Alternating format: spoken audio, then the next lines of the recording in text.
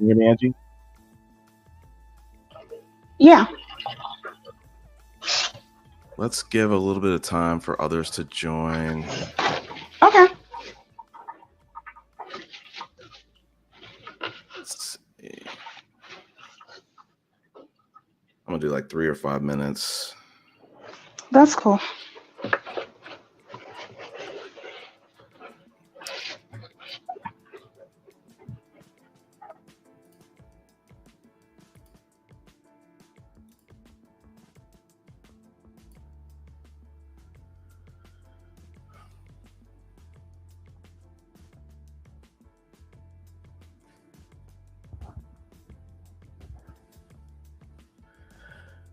How's your day been? So far, so good. Pretty busy, Yeah. but so far, so good. How about yourself? Yeah, it's been flying. The day flew by. The whole week flew by. I hear you. Yeah, I was really excited about this panel, so I'm hoping that this is a Me success. too. I hope so too. I'm sure that it will be. Well, matter of fact, it is because first of all, I'm here, and although I must have to forewarn, I only can stay for maybe like a couple of hours. Yeah, that's perfect. I'm. This is not gonna be an all nighter. I one. I want to host like additional women's panels, so I don't want this. This is not gonna be a 6 hour plus. This is gonna be like 2.5, 3 max. Okay. Hopefully. Okay. Um.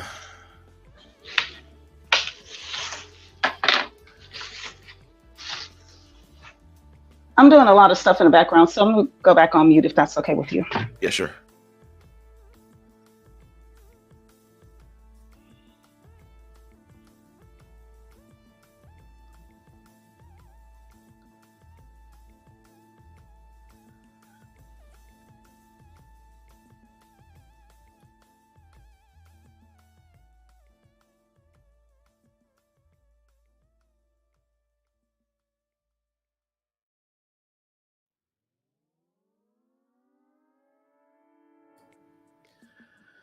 Hey, how's it going, OB?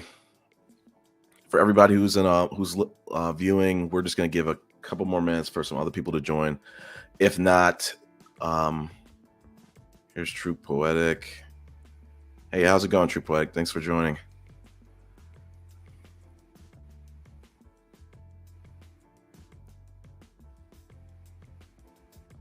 I think you might be on mute. Hey, hey, hey. Hey, how's it going? Okay. Can you hear me?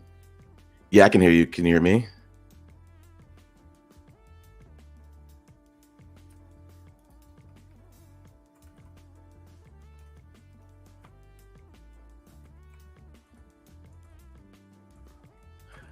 OB, can you hear me? Let me know in the chat.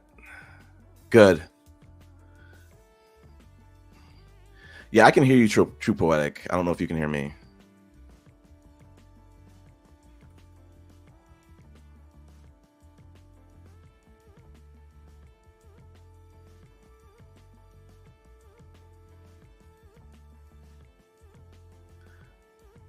True Poetic, you might have to rejoin if you can't hear me.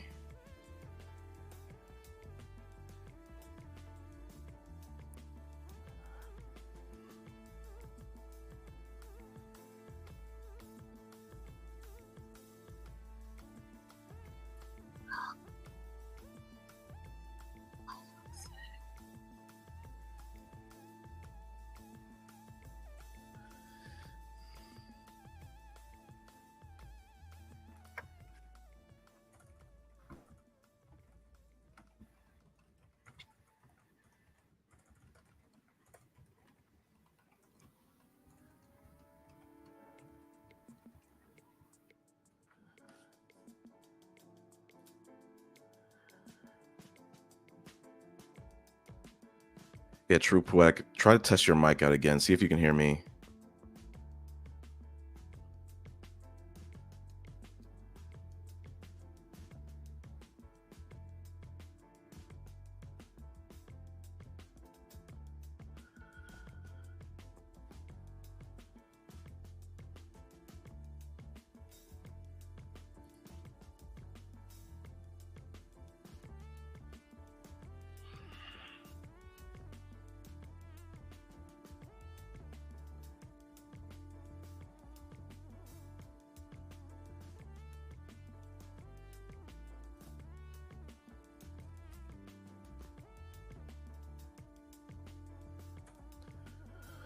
So once we can get True Poetics mic working, we'll start.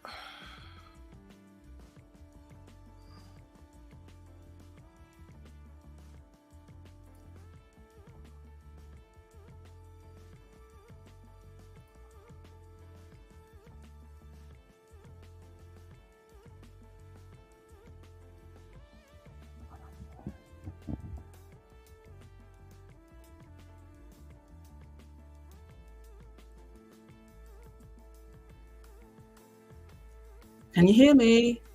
I can hear you. Can you hear me? Yes, I can. Good.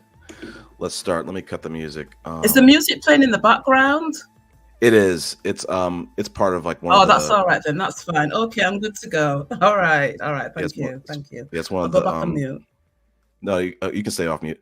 I'm about to just do a little bit of intro, and then I'm gonna start the first topic. Give me a second. Okay, good. So I want to thank everybody for joining today's panel. Whether you're in the audience, whether you're listening live or on the replay, I want to thank everybody who's joined the panel. We should really have a great event. This is something that I really want to do for a long time. I think this was kind of like the introduction to my my involvement in kind of like the or my experience in the relationship dialogue space of YouTube. I think it really started with Madame Noir's Ask a Black Woman, Ask a Black Man series, and then I've kind of navigated over to other channels. So when I got the chance to kind of lead this channel, this is something that I definitely want to do. I definitely want to hear more of women's voices on this channel. I know this is one, I feel like the gender war, I feel like the kind of relationship space nowadays, I feel like it's more male dominated. But I definitely on these panels for this channel, I definitely want to hear women's voices more. So I wanted to start this off with hearing from the women first. So I want to start off, I want to just look at some of the topics. And I want to start this off with, I want everybody who's on the panel to feel freedom to, insert their own topics that they want to talk about, as long as it kind of conforms to the topic at large. I don't want y'all to feel confined to the topics that we're talking about or the subtopics that I've brought up. I just try to bring forth some subtopics so that it could kind of steer the conversation, but I really want people to kind of get their emotions out, get their feelings out, especially if they have subtopics that are that they feel like aren't being addressed. So I think the first topic, which is kind of being the experience of being a Black woman. One of the subtopics is kind of like the misinformation, speaking about the misinformation that comes from society that impacts Black women in different areas of life. And then kind of, what do women want from men? I have some other subtopics on the side, but if y'all have topics that come to mind, feel free to just pivot to them and start talking about those. So who would want to go first? Angie or True Poetic? It doesn't matter to me. Okay, hi, True Poetic. Hi. Being a Black woman, life as a Black woman. Okay, let me start there. Me personally, I'm out of the box. And I know that there are a lot of obstacles that are thrown my way, but I just refuse to allow that to define who I am. I'm my own person. I am me. I enjoy being a woman, being a Black woman. And I just won't allow anything to interfere with that. Now, that said, I do understand I'm different and the pressure is immense for others. And I do respect that.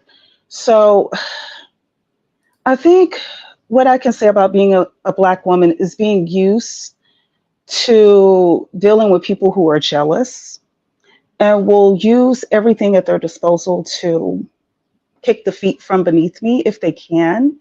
And just also within me recognizing my power and my strength and realizing that when people do those kinds of things, it's out of jealousy, which is based in anger, and anger is just a subset of fear. So that's how I feel about being a Black woman. I just wear my crown and take it in stride. Misinformation about Black women from the society. I've seen this globally and in my travels too. I remember the first time I set feet in Africa. I was in Tunisia, and this was years ago. And the people were very genuine. They were just being very warm and genuine to me, but they were greeting me with "What's up?" you know.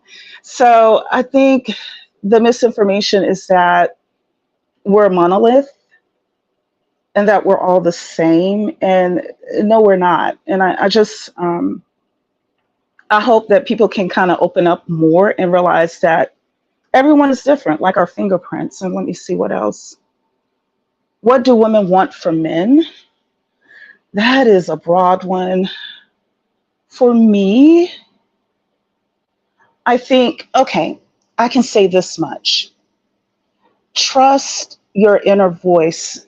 You don't have to look to another man to guide you in your life. Trust your inner voice, and also trust the women who are close to you. Because, and I mean that in a reasonable way, I've seen too many situations in my youth and, beyond, where the guy didn't want to hear what the woman had to say, and then it meant disaster.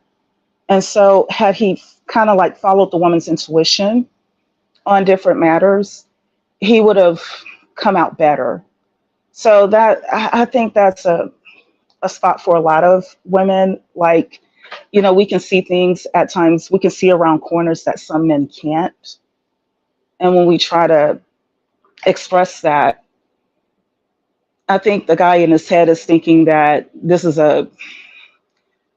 he's arguing with the woman for power. And no, she's seeing around corners. It's not um, I'm going to win versus you're going to win. It's more of a, if you don't pay attention, we both are going to lose. But we can both win if you just pay attention. So that's the only thing that I can think of as far as what women reasonably want from men.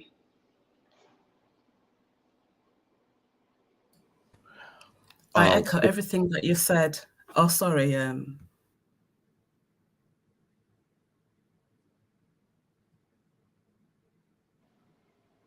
I'm listening. Yeah, go ahead, Troop. I was just going to kick it to you. Oh, sorry. I thought you were going to say something, Chris. No, I was just kicking it to you. Okay, great. I was just going to say, Angie, I echo everything that you said.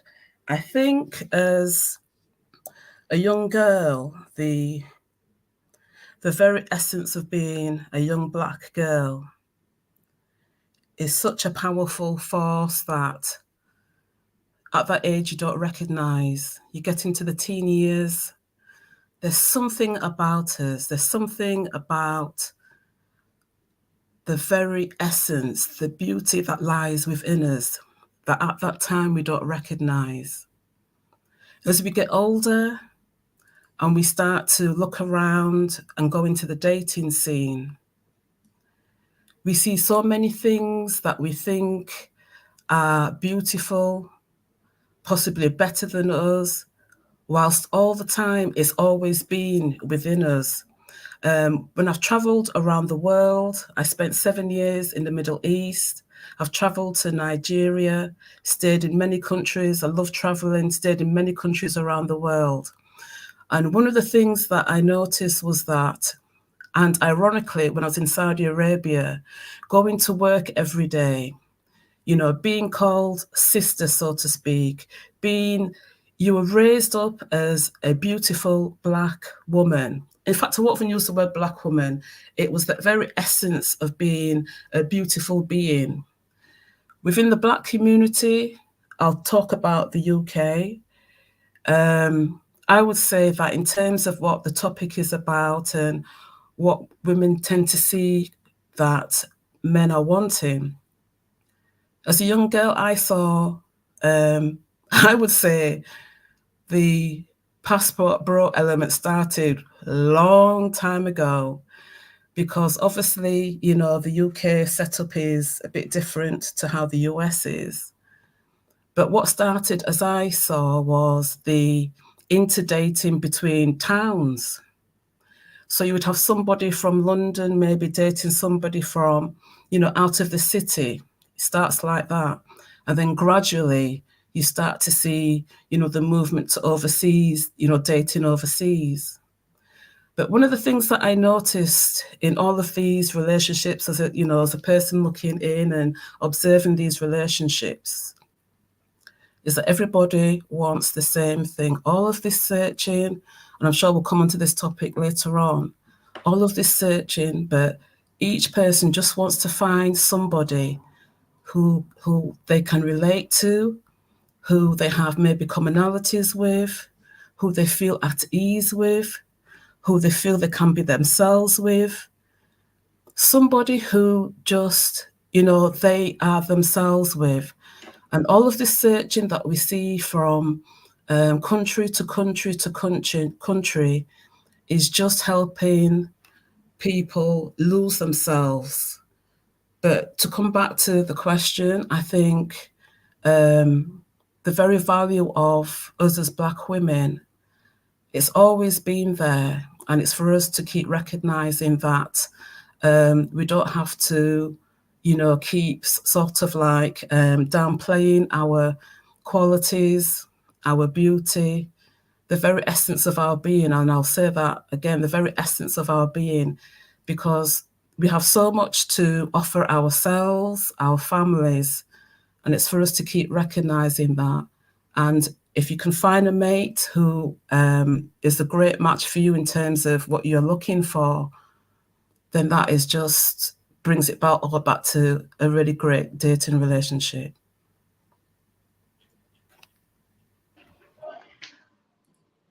True poetic. I wish I could have said it so well. I could listen to your voice all day. Oh, thank you. Thank you. Go ahead, Angie. Go ahead. So, oh, sorry. You touched on the passport bro movement a little bit, and it's interesting to see or to hear it rather from your perspective, being in the UK and all, um, and also how you saw it progressing. It didn't just originally start internationally; it started in another way. And listening to you, I have to agree. I saw the same thing here. If we want to go back, like for an example, O.J. Simpson was married to Marguerite, and the style and the at the time when he divorced and married Nicole Brown Simpson, it was kind of like being seen as a, I don't know, you've had a rite of passage as a man who you know you're discarding your roots for something that's better. That was kind of like the essence of that I can remember way back when. I never agreed with it. And when I say like a rite of passage, this isn't me, you know, agreeing with it, but I'm just basically like trying to describe what the feeling was or the consensus was with people at the time that bought into that idea. So it started there, and then it gradually went on from. I noticed like Black men being around women that were near the community, near the Black community. It started there and it continued to progress. And what I noticed with the Passport Bros movement in particular is that it's more or less putting the liability on the women to do what they're not willing to do.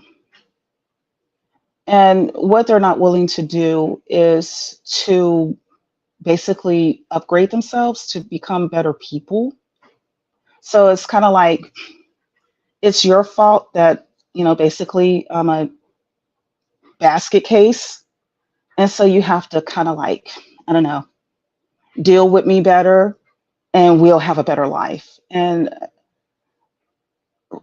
I just find it interesting. And I'm so glad that women have taken collectively, especially Black women, have collectively taken the stance that we've taken, those of us who have done that, and said, you know what, fine, do what you do, but I'm going to maintain my standard.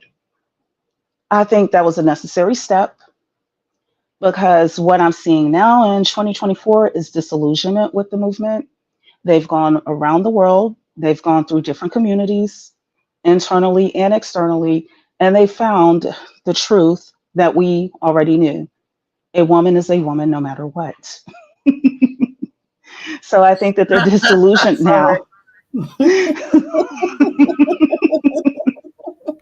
You know, because they were betting on the poor woman who couldn't speak English, who's in a village that doesn't have a paved road and maybe walking barefoot to fetch water. They were expecting her to not be the same woman that me and you are. And the essence of us, no matter what our externalities are, is still the same. And the same thing can be said about men too, real men. The essence of a real man is the same. It doesn't matter. I've always told like my younger female relatives, men are like gold. It doesn't matter where you mine him from. Gold is gold. He could come from Russia. He can come from Africa. He can come from the Caribbean. He can come from Canada, UK. Gold is gold. There's no such thing as 99% gold. It either is or it isn't. So, well, likewise with women, you know, we're like diamonds. No matter where you mine us from, our characteristics are the same. And I think they're finding that out the hard way. And here's the thing that I'm wanting women to, this is what I would like to see, especially for Black women who are still like kind of stuck on Black love. I want to see a standard where, like other cultures, you're making demands. We're not going to be in a relationship unless XYZ. And you know why? I think these kind of things happened within other cultures, and that's why they got to where they were with it. Like if you go to Thailand and you try to marry a Thai woman, they even have it listed on their what you call it?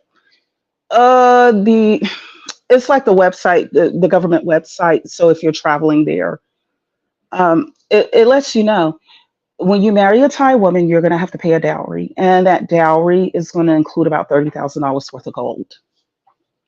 So we need to do similar things. The Arabs do it, the Africans do it, as well as other cultures. So This is what I'll say. Life as a Black woman, I think on a global scale, Black women are phenomenal. There's no doubt about it.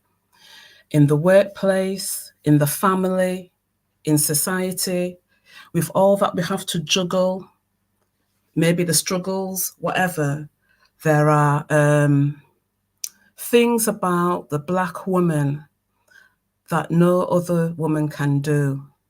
There are things about the Black woman, the way she carries herself, the way she walks, the way she dresses. If she's a woman of class, if she's a woman who's educated, if she's a woman, as you said, Angie, who has standards and is wanting to retain those standards, she is really a phenomenal woman. The misinformation about Black women is obviously those stereotypes that are there, that things like, you know, the angry Black woman, the sexualization of Black women, and on all the rest of it. But I think what Black women have done really well is to turn, maybe not on social media, but definitely in reality, which is the real crux of the matter. Black women have, against all the odds, managed to get educated, get really good jobs, had a sense of purpose, raise their families. And in doing that, women, but here is the thing, and to come back to Chris's question, one of his points here, what do women want from men?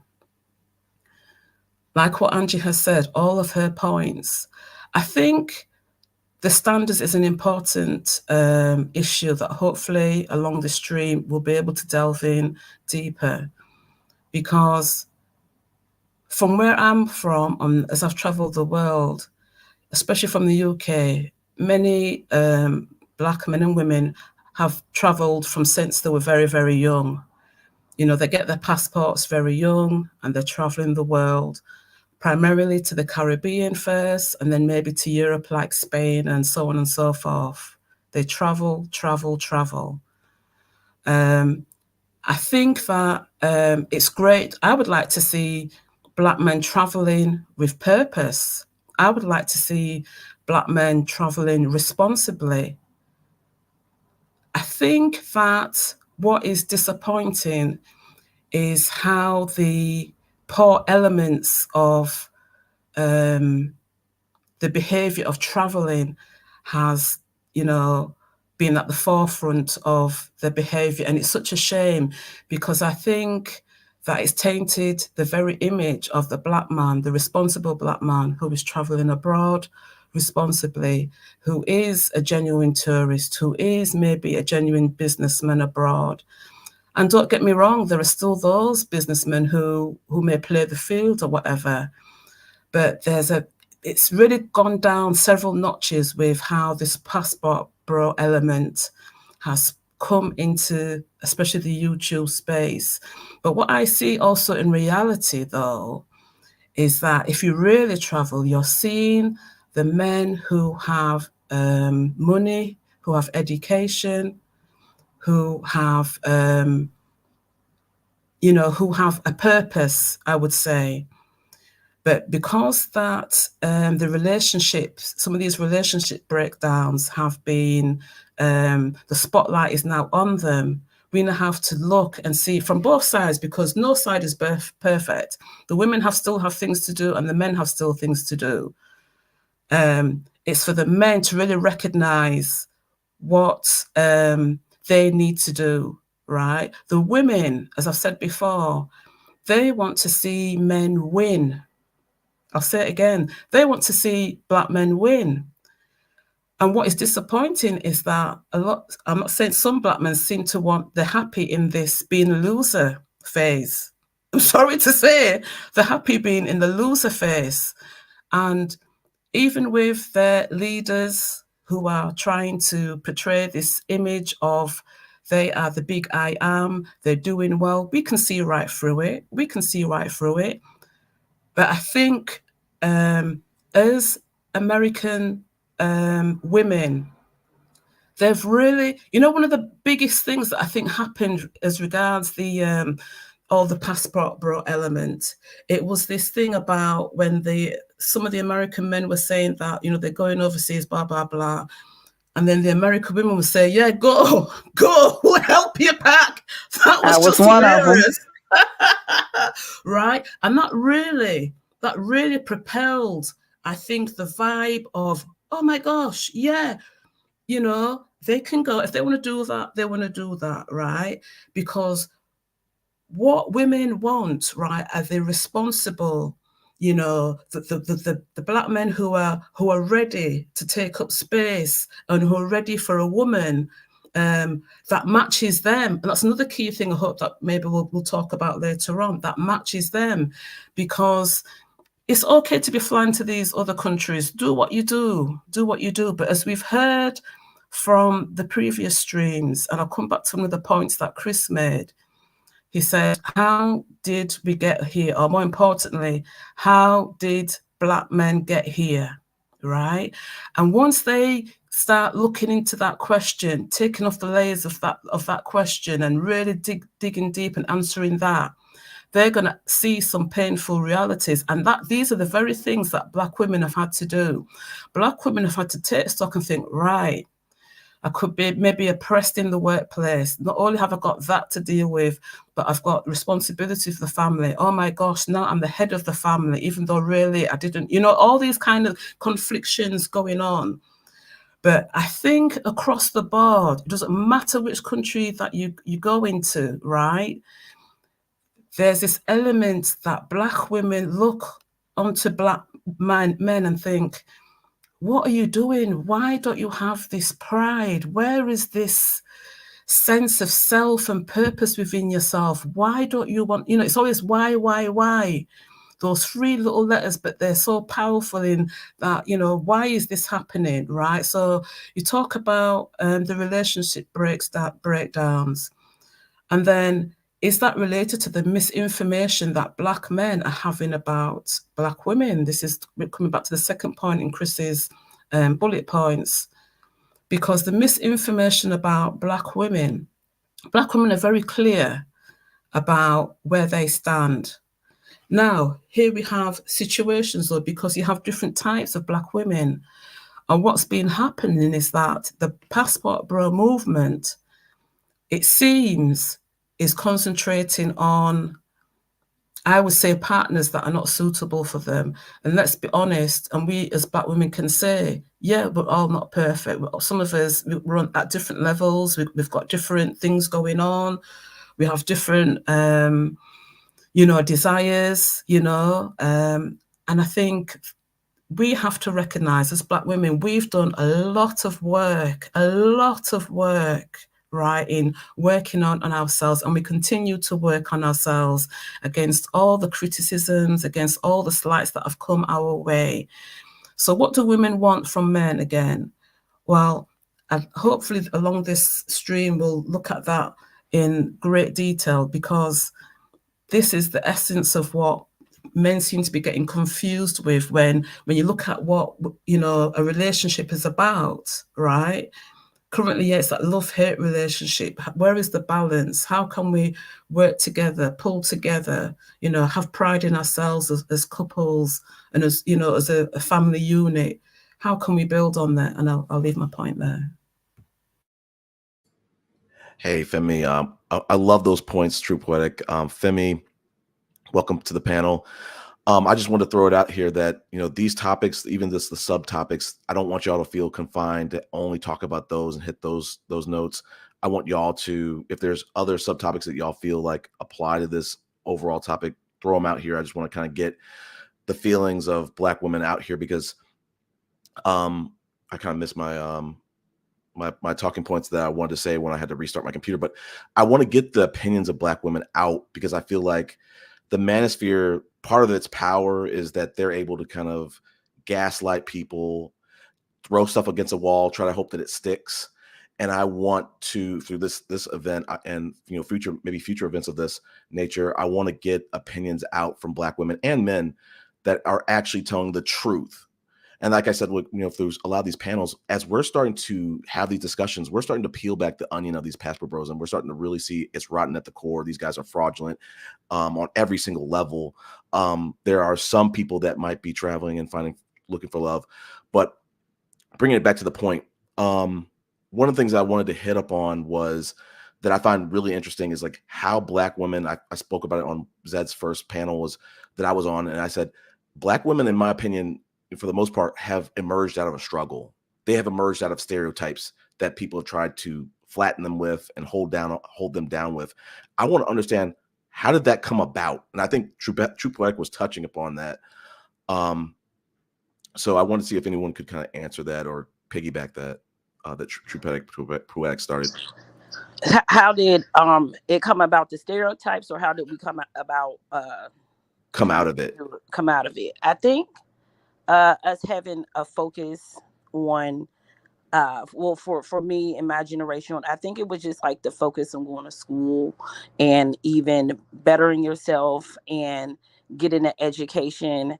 I feel like with a lot of younger women, even when they're dealing with men, even if they haven't been married, but if they're dealing with men and they already have a baby, I find a lot of younger women are like, I got to go to college, or I got to be an entrepreneur, and I got to get this for myself. And even though I do see from where I'm from, a lot of women may have kids and be single mothers, but I do see a lot of them is like banging business owners. I mean, these girls are taking their kids all around the world.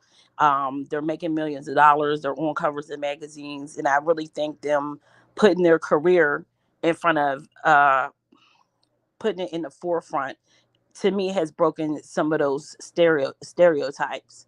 I think them getting an education, and I think also women reaching out to help other women having spaces to talk to each other about motherhood or about entrepreneurship, and them doing uh, seminars together, get-togethers together to help each other improve.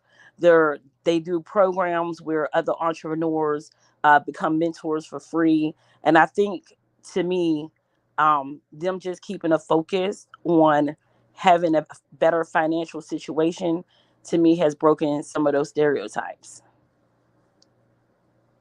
Yeah, I agree. I just want to add to that as well. I think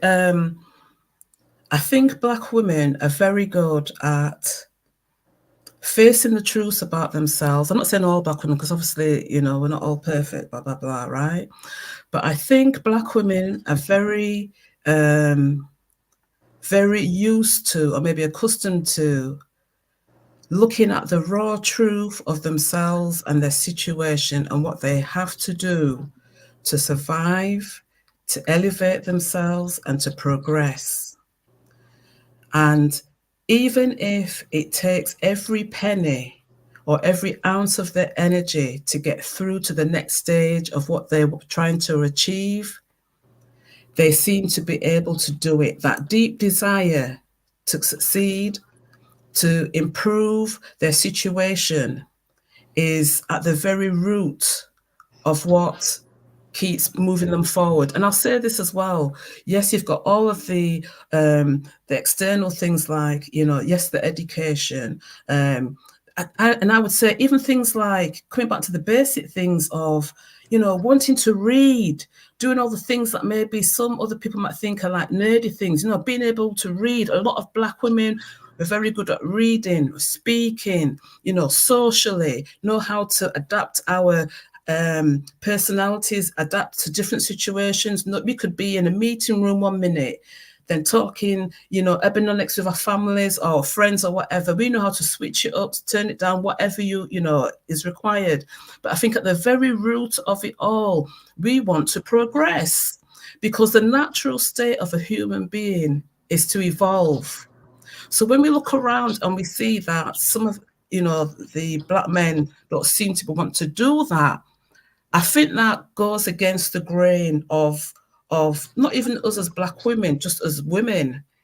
There's something that grates against us in that sense. But I think it's that will just to change the trajectory of our lives. We're learning from our past, our history. Maybe we've got like, I know from my point of view, we've got, you've got your grandparents who are telling you this is how this is it, and what we can learn from that. The stories that you learn, that you say, right, okay, I want to do something different, or maybe I can build on that for my future, and for the next generations, and so on and so forth. Because the essence of it is Black women look around their communities and their societies, and they know things can be better. So why are things not better? These are the questions they're asking. So if they're asking all these questions themselves, they're thinking, well, all right, I need to be able to improve myself, or do something to improve not only my state, mentally, emotionally, physically, financially, everything. And these are all the questions that weigh down on Black women, but because we're facing them, we're rising up with each of the challenges that come, even if we get it in the family, our own families, even if we get it in the workplace, even if we get it with our partners, even if we get it in society as a whole. There's something about the Black woman that says, look, okay, this is me, right? Accept me or not, but I'm doing things, my way. And the thing is, we're very creative as well. We can make £1 or $1 in your case stretch. We know how to, there's things that we can manage, and we shouldn't have to, but if it's necessary, we can do. But the very, the inner being of us always wants to strive to improve ourselves, to do better, to live a good life or a comfortable life. So when we're surrounded by these images of other people downgrading us, no, that doesn't sit well. So when you have like maybe some of these passport bros doing that, you're thinking, but we're doing this, we're doing that. What are you doing? Yeah, you've got your passport and you've flown across to another country. What's the achievement in that? What's going on? We want to see you building your communities. We want to see you building your families up. We want to see you getting educated. We want to see you building financial infrastructures for us. In fact, don't get me started on the resources. So you know where I'm going with that. So in essence, we're trying to provide what we need, and we're having to do it more or less ourselves. So hopefully that's another thing that will go on maybe to another stream about what does our communities need. But the essence of the black woman is that she really is like I'm not saying an island, but when she's starting off, that's how it feels. If it's like you're striving, you're doing everything on your own. Yeah, you may have bits of support here and there, but the main thing is that the black woman just wants to do better. She wants to strive. She knows there's better. She knows there's people living better lives, and it's not a case of keeping up with the Joneses. It's not. I'm talking about that. It's about with your own self. You know what you're capable of. So why don't some black men know what they're capable of? And I'll leave it there. And I'm No, go ahead. I'm sorry. uh, um, so I'm really trying to figure out why is the focus on and like you just said, black women do so many great things. I think that we have moved our communities forward, and I just often wonder why is always the emphasis on what we're not doing. We have done a lot, even just for me looking at my personal life from the women that I've been around. We have done so much, taking care of ourselves, becoming financially secure, building for our communities. And all I do hear from our men, which is very disappointing, is that they take these celebrities. I just seen somebody in the chat talk about Tiffany Haddish. A lot of black American men talk about Sexy Red. And I try to figure out why are we focusing so much on people that are entertainers or people that may come from a lower economical or lower class, for them to focus that on us in their passport bro movement. I myself, I have no problem. I'm a black relationship type person. Like, I believe in black love, but I'm not opposed to people doing what they want to do. If you're gonna if you fall in love with somebody else, you fall in love with somebody else. I feel like there's no controlling who you fall in love with. But to me, the passport bro movement was never about love. uh to me, the passport bro movement maybe was stated, to me, sounded like servitude of a woman. I feel like that's what was stated, but I don't even think they even went over there looking for servitude. I really think that they were just going to look for easy women to sleep with. Like they were just even so far off from finding this woman to serve them that they didn't even care about that. But even if that was your journey, what I'm not understanding, why black women got thrown into the mix. Oh, we're going over here because you don't do this, or we're going over there because you don't do that. I have never heard them just sit there and think about. Obviously, there are women that do that. They like to pull out the stats that black men are married to more black women than they date out. Okay then. So there are women that do this, and there are women that do that. Why is there such this big negative cloud on the women that may not do it? Or did you ever think about why isn't a woman doing that for you? And this is what I did not like about the movement, because you sit up here and try to generalize a whole group of women. Black women are loud, and yeah, black people are a little bit louder than other groups of people. That has to do with our melanin. We do operate differently than other women, but also that they operate differently than other men. That was something I never understood. Well, these Korean women act like this. Well, also Korean men act like this because it's a different culture on a whole different part of the earth. But it was just so much emphasis to try to bring us down. And as a person myself in my everyday life, I try to, well, I am a nurturing black woman. I'm a black woman that's going to tell another black woman that she's beautiful when I see her. I'm always going to encourage the next Black woman in my personal life because I understand that ain't nobody else going to do it for us. But I'm just wondering, and I don't know if this question was answered. I did hear Chris say, how did we get here to this point where everybody else's problem is our fault, basically? But these men's problem is our fault. Um, I can. Oh, was somebody about to speak? Oh, okay. This is Angie. I'll go ahead and go. I'm that person sometimes, and I'll say this. Going back to what True Poetic was speaking on a little bit about um, how we as Black women, kind of push through situations. And I love the way that she put it. I'm piggybacking on what she said to say that we were also underestimated. We were underestimated. We were thought to be inherently just backwards. And because of that underestimation, that's why so many people are taken by surprise as to how did we get from being illiterate baby mamas, um, and nothing against baby mamas, nothing against people who need to know how to read, but generally people look down on that population. So how did they go from being the most looked down upon to now owning their own businesses and traveling the world? I feel like it was because we were underestimated. Now to speak to Femi and how did we get here? I think we need to understand the big picture. Generally speaking, we have been in a patriarchy for a very long time. Now, before I go any further, when I say patriarchy, I feel that we human beings should operate in a cooperative way between men and women. So when there's patriarchy or toxic patriarchy, or even in rare cases, toxic matriarchy, it represents an imbalance. And that imbalance will play itself out to where we need to get back into balance again.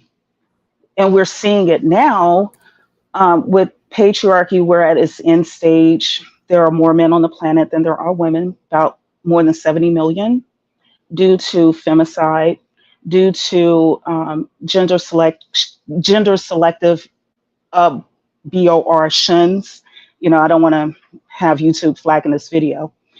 And due to domestic violence. So, and at the core of why we're here, what patriarchy did, and anywhere where patriarchy or toxic patriarchy is rampant, you see a downgrading of education, access to health,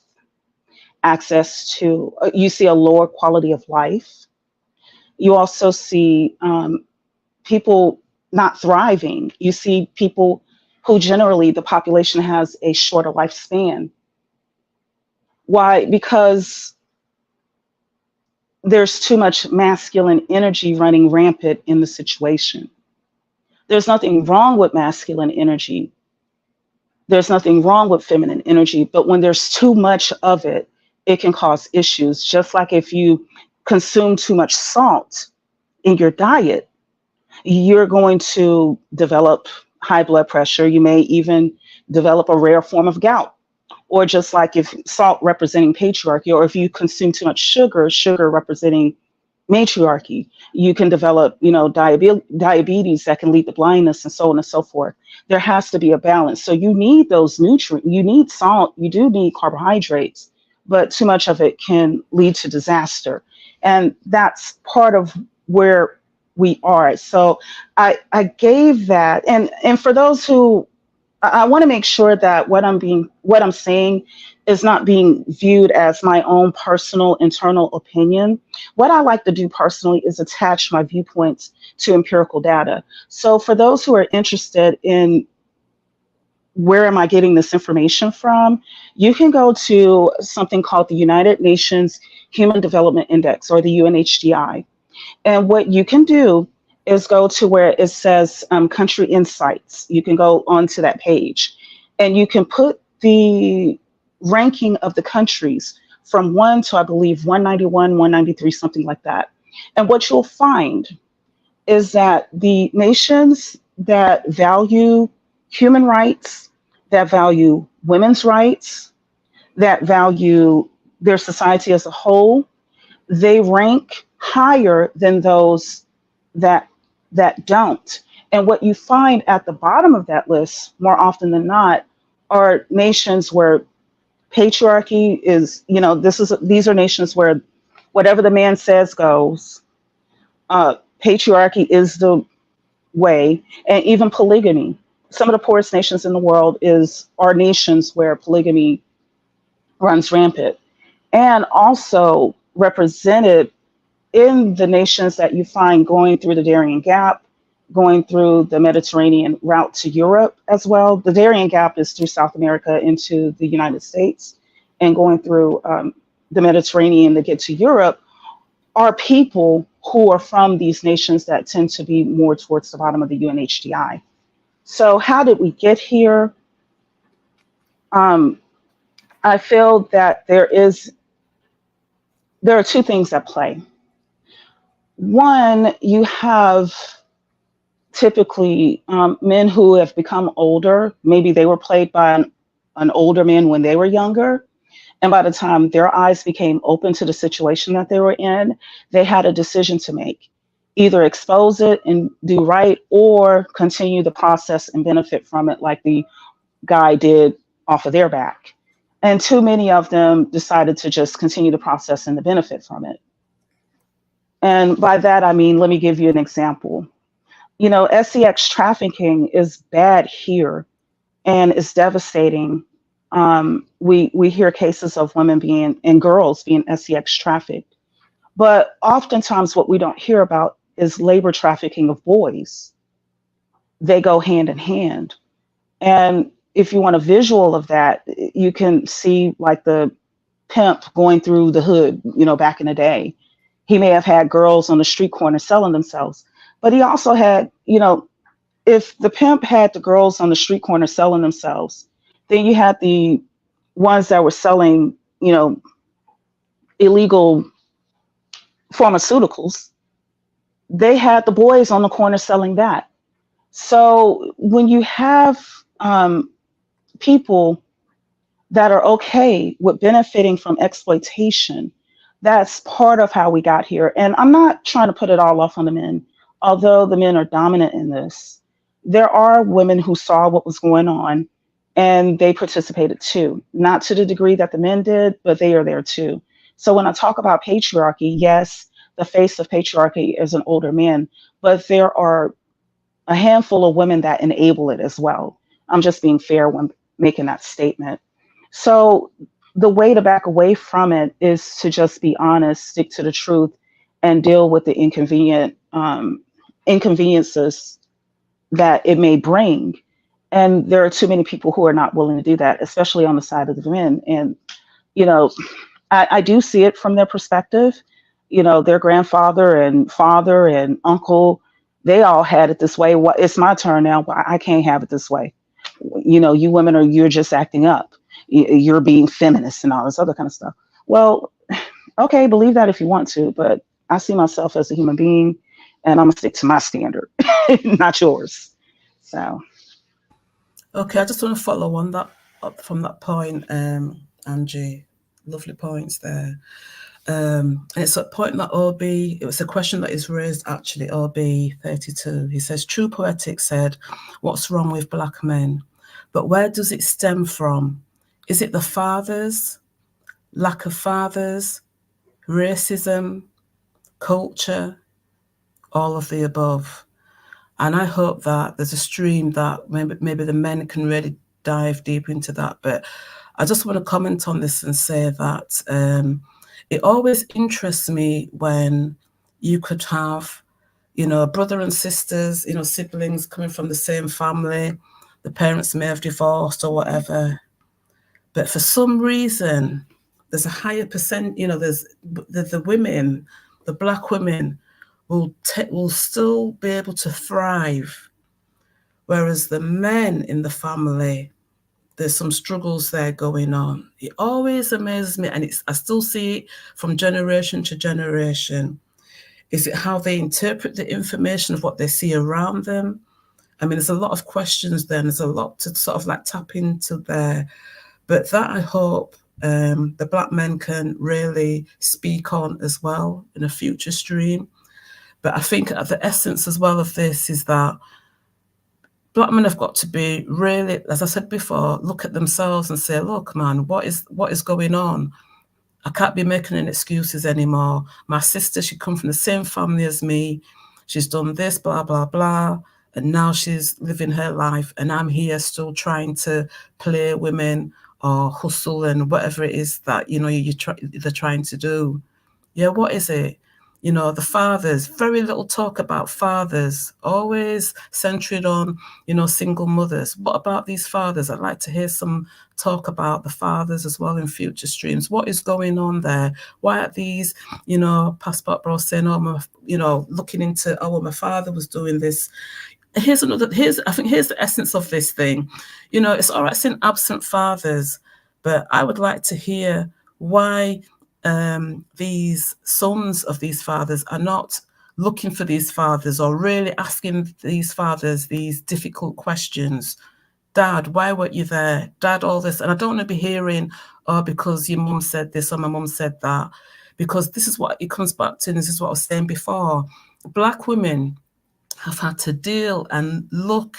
It's like having a cut and opening up the saw, and they've had to really dig deep to say, right, this is the ugliness of my situation, and now I've got to make it beautiful. Now I've got to thrive. Now I've got to fight with passion in the workplace, in the family, whatever, but still come up smelling of roses. Why is there not this fight within black men? Why is it black women are the ones when they have to go through all those unseen struggles that when they get somewhere, they see they're victimized for being, successful or doing this or doing that. It's because they've asked those questions and they said to themselves, I need to do this. So here we go, lack of fathers, racism, the culture. Why are black men not saying, look, our culture is rubbish, man, we need to sort this out and build something up that they can be proud of and that the world cannot touch? This is what baffles black women. Why are they letting their communities crumble? Why are they letting the culture become so decrepit and degenerate? It's nothing to be proud of. And I'll send my point on there. uh and to also answer his question, what's wrong with black men? Where does it stem from? Is it fathers, lack of fathers, racism, culture, all the above? I do feel like it's all of the above. But you know what I also feel it is? It's something that they try to put on the women is accountability. There's no accountability on the men. Is it single fathers? It's been single. I mean, is it children growing up fatherless? It's been that way for years, but there's no accountability on that because they focus so much time on blaming the mother. You can blame the mother all you want to, but the point of the matter is, if either they took accountability about them sleeping with people, sleeping with women, sleeping with women unprotected, sleeping with women and getting them pregnant and leaving. Even if you made a mistake with a woman and you slept with the woman, but it's not your wife in taking care of your kids, they have zero accountability for all of that. So if we want to talk about racism and other things like that, how is your son going to know how to navigate through racism in the workforce because they don't have a strong father? If there's a single mother, women are just a little bit different. We can move a little bit different in a male dominated workplace because we are women. But as a man, you if you take the fathers out of the house and don't give them no responsibility, and they just keep repeating and repeating and repeating the cycle, and there's no accountability to these men, I never hear them talk about, hey, maybe y'all should slow down on having babies. Maybe you should have more value on your body. You know what I'm saying? Because they act like they don't understand. They can understand single motherhood, but they cannot understand in their part in you creating a single mother and how that is destroying the community. You could be the best single mother, just just like Poetic just said. Two people can be in the same household and they grow up totally different. You could have the best mother out there, but without a father figure around to steer you away from doing this or doing that, or even if your mother's telling you not to do this or do that in this society, uh you hear men a lot of times say you don't have to listen to women. This is even going on in the school system now, where so much of this content has came on that little boys are not listening to their women teachers. They feel like they don't have to pay them any respect. They don't understand how uh the community is being broken down because of them, and they say that we blame them for everything, but we're not perfect, but we have done a lot to move forward. um they say racism. I think that we all deal with a certain amount of racism, and I think that um not to say it's less prevalent, but I haven't really experienced no racism in a couple of years and years and years. I don't know how that is for men, but that is for men to talk to other men about. Do I feel like social media and stereotypes on television had a lot to do with it?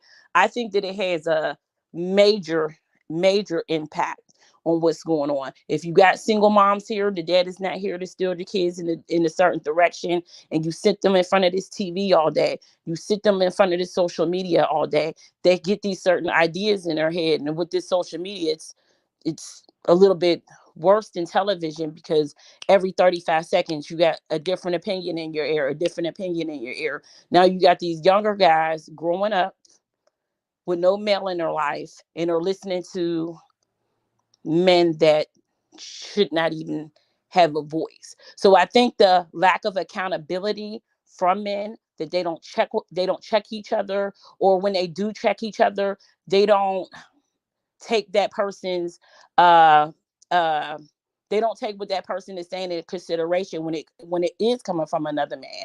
If another man is telling them not to do something, they're calling that man a simp. If another man is telling them, you shouldn't operate like that, they brush them off and say, oh, you don't know what you talk about, you a lame, you're a square. That is something that they're going to have to work out too, but they're not putting the emphasis on them.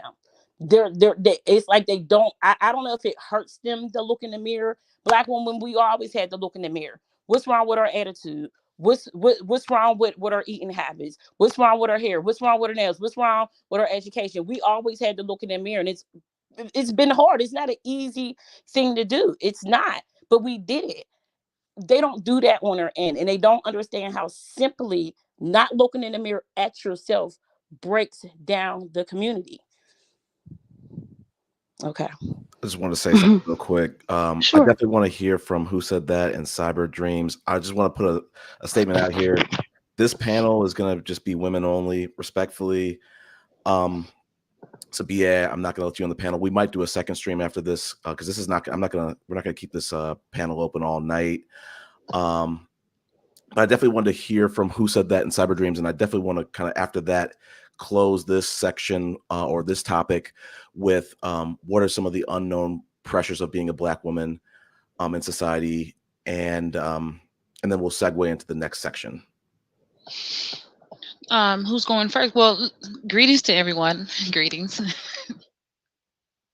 Hi. Hey. Hello, everyone. This is very exciting to be here and be in you guys' presence. I guess I go first. I'm sorry I'm being late, but I have a little preload. Being a Black woman to me, well, can I answer the guy's question? What's wrong with Black men, or what do you want me to do first? You can definitely answer that. I definitely want to put the disclaimer out here that I don't want y'all to have to feel confined to the questions I propose. You can add whatever context you want to add or answer whatever questions you want to answer. I want to just say this because I forgot to say it a second ago. Listen, I appreciate everybody who's on this panel. I appreciate everybody who's in the audience. I really appreciate the amount of women that we have on this panel. I love it. Yeah. Well, thank you for that. Well, I'll give my little introduction to being a Black woman. To me, being a Black woman is exhausting energy and navigating negotiating and compromising and giving the benefit of the doubt in this patriarchy because men have the ultimate excuse. And I will put in parentheses, Black men have the ultimate excuse. Now, I believe the guy's question, everyone's answered the question. I think it's lack of character. I think their behavior is celebratory. It's basically they're being honored for doing wrong. All the media celebrates them, society, the music, everything celebrates this bad behavior. How do we mitigate through that? As Black women, we have been negotiating and navigating through this bad behavior since we were growing up. I know a lot of you guys can attest to that going to school with them, the lack of, I don't really like using the word accountability, but the lack of consequences is very prevalent in their behavior. You see it in barbershops. And I think a lot of women, Black women, have been, how can I say that? Has been conforming. We have been compromising to their behavior because we are physically weaker. So I think it's fear amongst us, you know, with all of the abuse and the essay and et cetera. I think it's a lot of fear in Black women that we are constantly putting energy into these men. We're compromising our bodies, we're compromising our thoughts, we're compromising our minds, our decision making. We're compromising our decision making when it comes to these males. I think now that we are in the 2024, we're in a new era of Black women understanding. I give my hat off to our foremothers and those who endured a lot. You know, honestly, I don't think we are enduring too much, but our past sisters have endured a lot with the lack of technology, the lack of information. Now that we have a smorgasbord of information, we have the ability to mitigate our way of life. I think it's time that we cut the strings. I think it's time that we cut the safety net. I think Black women have been the apex of safety for the entire community. Black women have contributed to the whole of society. I think it comes down to lack of character, lack of courage, lack of just going out there and not being afraid to fail. And with the prison and all those things, I think prison is breeding this behavior as well. They want to say school to prison pipeline. I kind of think the opposite. I think prison and the men who come out of prison, because as a child, the guys that were coming out of prison were influencing the young men who hadn't even reached prison. So I think it's like the total opposite. It's like a Mandela effect, I believe. So that's my thoughts on the guy's question.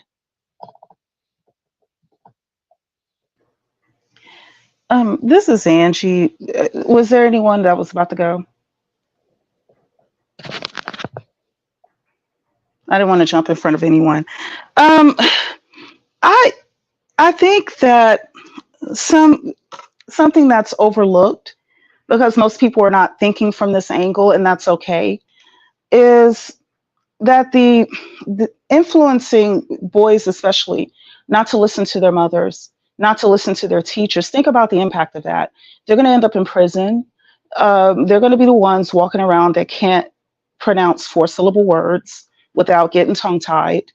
You know, common 4-syllable words because they don't have the education to. Worse yet, when you want to talk about like 4th, 5th grade, that's when more complex literature or fifth, sixth grade for most students in the United States. More complex literature is introduced into the curriculum traditionally.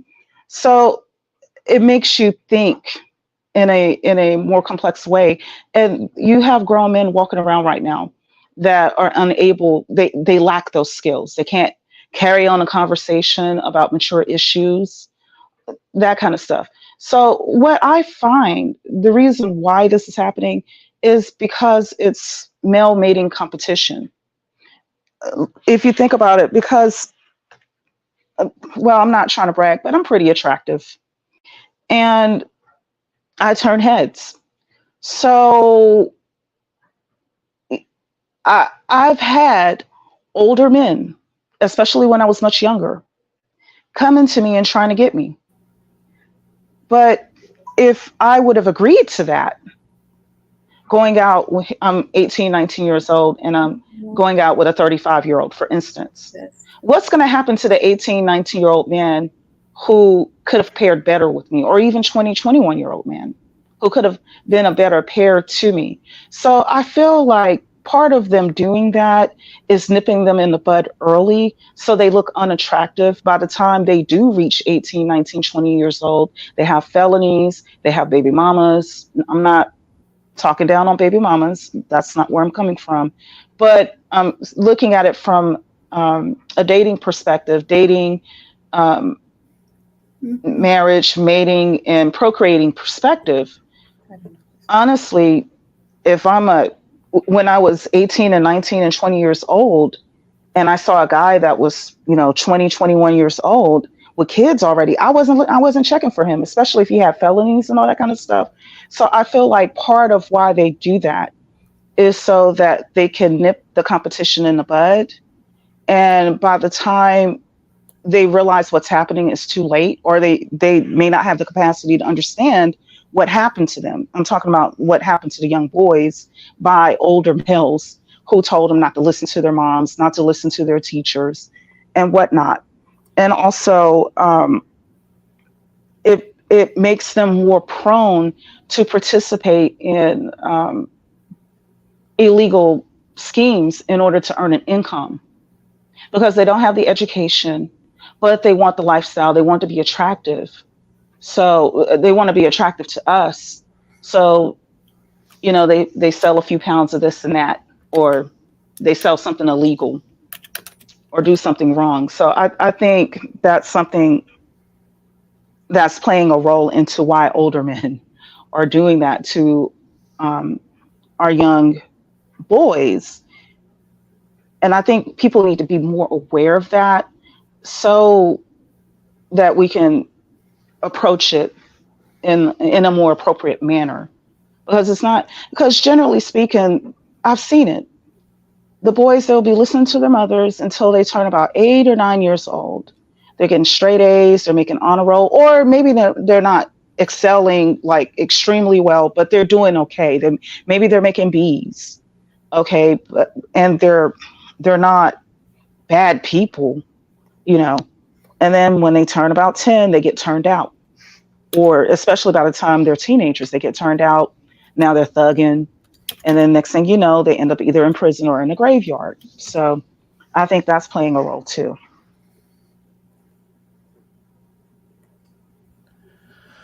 Okay, I think I want to segue into the second topic. Let me just move the slide. I wanted to talk about Black women's point of view on dating. Again, I don't want everyone to feel confined to these talking points. Feel free to just make this a fluid conversation. I want to give like a little bit of intro. As it pertains to the passport bros, they claim that in the United States, they can't find a wife, can't find a girlfriend that's traditional. They paint a grim picture that the culture has corrupted the majority, if not the overwhelming majority of women in the United States. Personally, I get the impression that a lot of these men are out here not being selfless. They're not being gentlemen. They're too focused on ROI, like Fearless. And a lot of these men feel like it's hopeless in dating because they feel like Black women will ultimately choose a Pookie, a Chad, or a Tyrone. Do good guys actually finish last? Ultimately, I'd love to hear from everyone on the panel on their perspective of dating, then and now. I guess I'll go first. I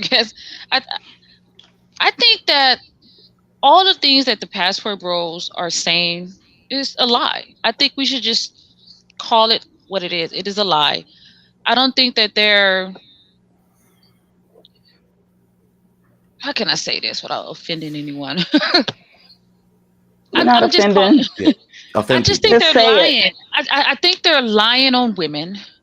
I think they have lack of character. It goes back to the ultimate excuse. See, all the things that they're saying is an excuse for bad behavior. So they want to justify them being whoremongers, right?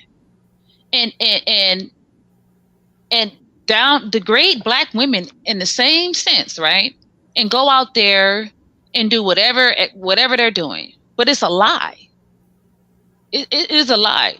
The statistic says that most black men marry black women. The majority of black men who marry black women. There's another high percentage of men dating outside their race and marrying, but it's high in divorce. So people are getting married. It's just that they're getting divorced more. These men lack the character it takes to solidify a good woman. It's not that they can't find a good woman. They are not in position to be the man that this good woman wants. And they use these talking points just to lie and try to discourage women. A woman with low self-esteem will hear this and be like, okay, I'm going to just settle. The quotation word settling. It's because she's being manipulated. It's all manipulation. It's all lies. And this is why I don't really engage with passport bros talking points. I don't talk to these men because they're lying. And that's it. That's all I have to say about that. They're lying. Can I come in there? I think we've got to be honest. A lot of good guys, if we're talking about the initial dating scene, let's be honest,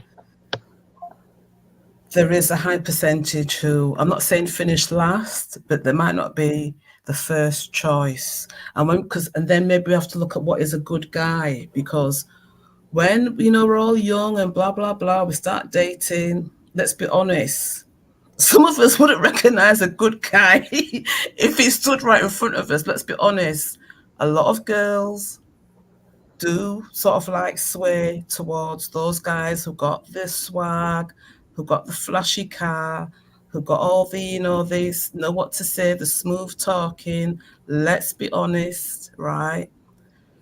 But Are you I know sure? it's controversial. I know it's controversial. Are you sure? I know it's controversial. Right. I know it's Because controversial. black women date average men. Are you sure? I think all right, when you see there's Or maybe you're talking about maybe younger women, but yes, I don't. They tend to go for the good-looking guy. If it's a guy who's a bit on the, I'm not saying I hate to use the word nerdy, but the nerdy guys are not no, unless they're old, until it's they get older, women get older, then it's this more 10 women tend to think, right, okay, he's stable, he's set, and it's safe. But let's be honest, because this is where the problems come when women are younger. They date the wrong kind of guy. We've got to be honest there. You guys know what propaganda is, right? I would say Yeah, I was going to speak on that too. But then when women work out what they want, then it gets better. And then, like, I think Jabbar in New York made a really good comment. He said, good guys, I can't see it now, I think it's gone up, but he said, I can't find it. Good guys finish last or something, but they're last. It was along those lines. Really good comment. And I think he hit the nail on the head there. So I'll just finish there. Is it this thing? So I don't think good guys finish last. I actually think, like you just said, some of these men are classifying themselves as good guys, and when you ask them what makes you a good guy, they don't even have an answer to that question. I think that a lot of these men have this certain mindset, whether if it's from the media, because like I said, a lot of these guys are growing up without fathers. I don't think that you have the right mindset to even understand what good being a good human being is before you're telling women that you are a good man. I agree with Cyber. They are lying. I think a lot of these men are not even really approaching women, and if they do, I think they have this mindset that, oh, if I'm nice, you supposed to be with me. You not supposed, not if I'm nice. If I feel like I'm a nice guy and I approach you, you supposed to want me. You supposed to talk to me. You supposed to do all this and that for me. And that's not it.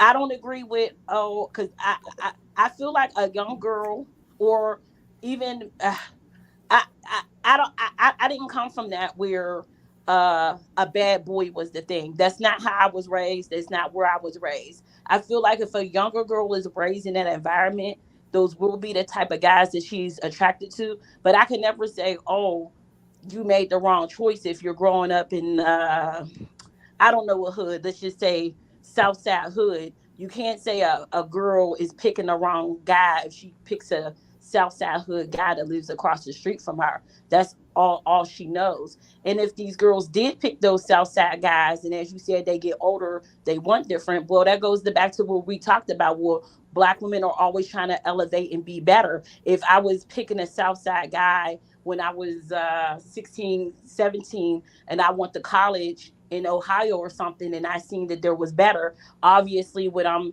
19, 20, 21, my choices are going to be different. But in the media, it does show, I'm just going to say this, for some reason, Steve Urkel's been popping up in my feed or whatever. And I remember men saying women never wanted this Steve Urkel guy. So we have to also understand the programming that was done. Mm-hmm. We get a lot of music videos. When I was growing up, it was Nelly. It was just like a lot of guys, and those were, and it's the same with the guys. Why they find light skinned women the ideal beauty now, because of the media. There might have, we were all subject to the media and seeing, oh, Gigolo's going with Diddy, and Sierra's going with Future. That is programming. But people that did not grow up like that weren't out allowed. I don't think nice guys finish last. I think that nice guys, just like we said, most black men are married to black women. Those nice guys have those wives. If these guys don't have the wives, they're probably not the nice guys. They probably need to do some self-reflection. They probably have to do some work. They probably have to understand, hey, you want to win some, you're going to lose some. You understand what I'm saying? They're not understanding anything about a person being compatible with you. Yeah, you might be a nice guy, but you might be a certain religion, she might be a different religion, and that's okay for that girl not to want to talk to you. So as y'all said in the beginning, they are learning now, when you go across these other countries, a woman is a woman is a woman. A woman is a woman is a woman. So now you would think that they Mm-hmm. will come back and reflect on themselves. Well, you went all the way around the world and you can't still find a woman. Okay, so now it's time for you to look in the mirror. So I don't think nice guys finish last. I think guys that think they are nice guys. And I also think that these quote unquote nice guys with these men have told them, oh, if a woman is a 7 or below, don't even look at her. So a lot of these quote unquote nice guys are looking for this top tier girl that might not be the girl for you. That might be the girl for somebody else. So I like Cyber said, they're lying. They're lying. I'm not saying every black woman you run into is going to be the nicest person. Every black man we run into, it's called dating. You're going to meet people and see which one works out for you. But for the most part, they're lying. But I don't agree that we go for bad boys. I Yeah, just like don't agree I with wanna that. I wanna help I wanna get Heck on what no. Femi said.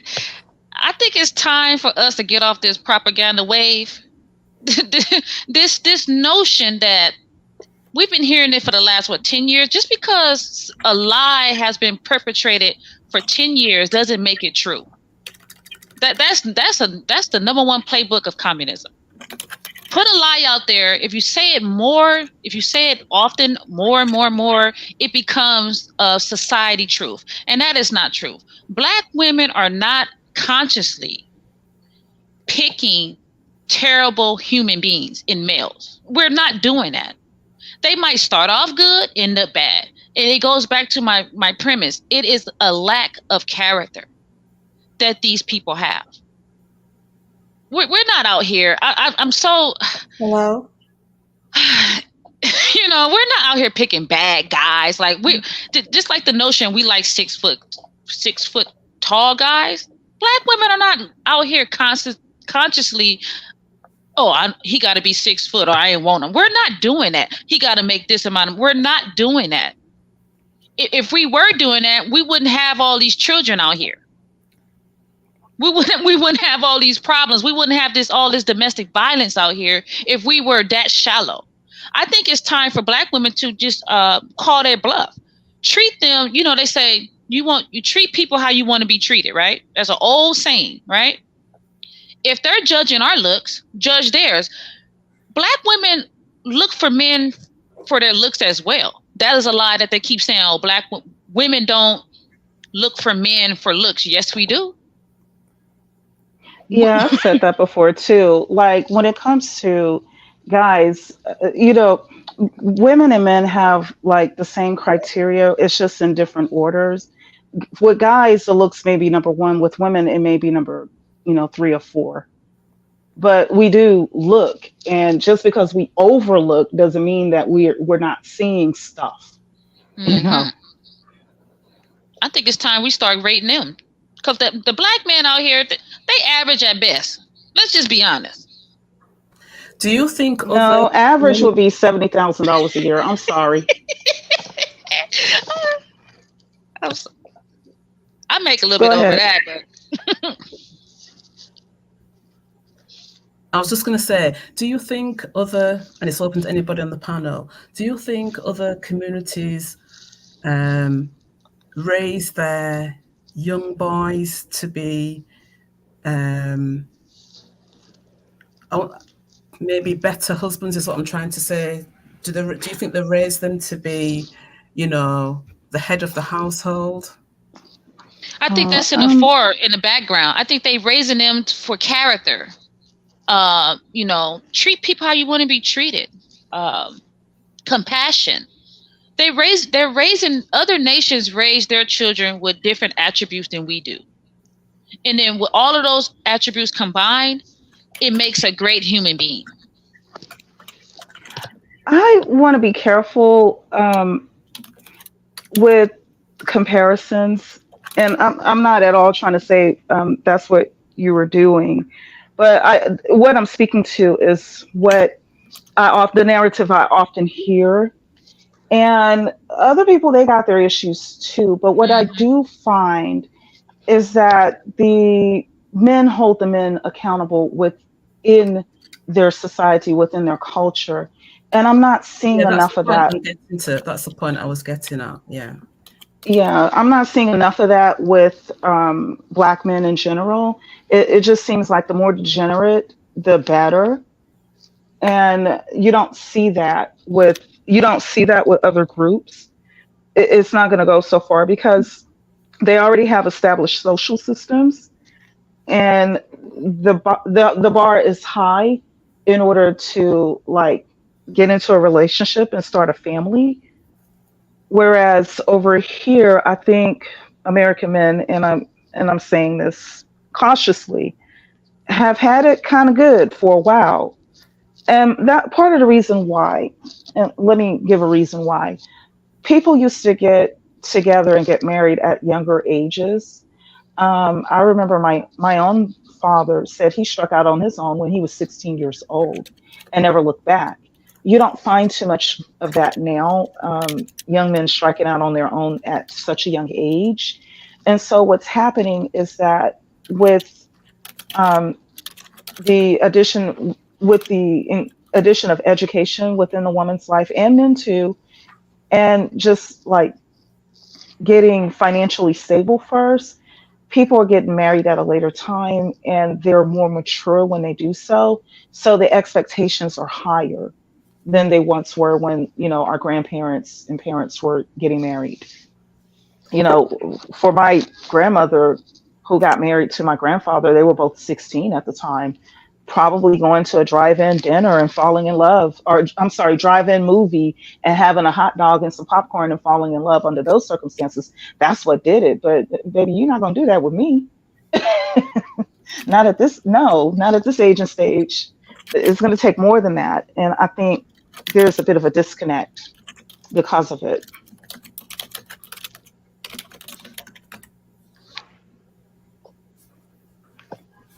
And So I also have a on, question too.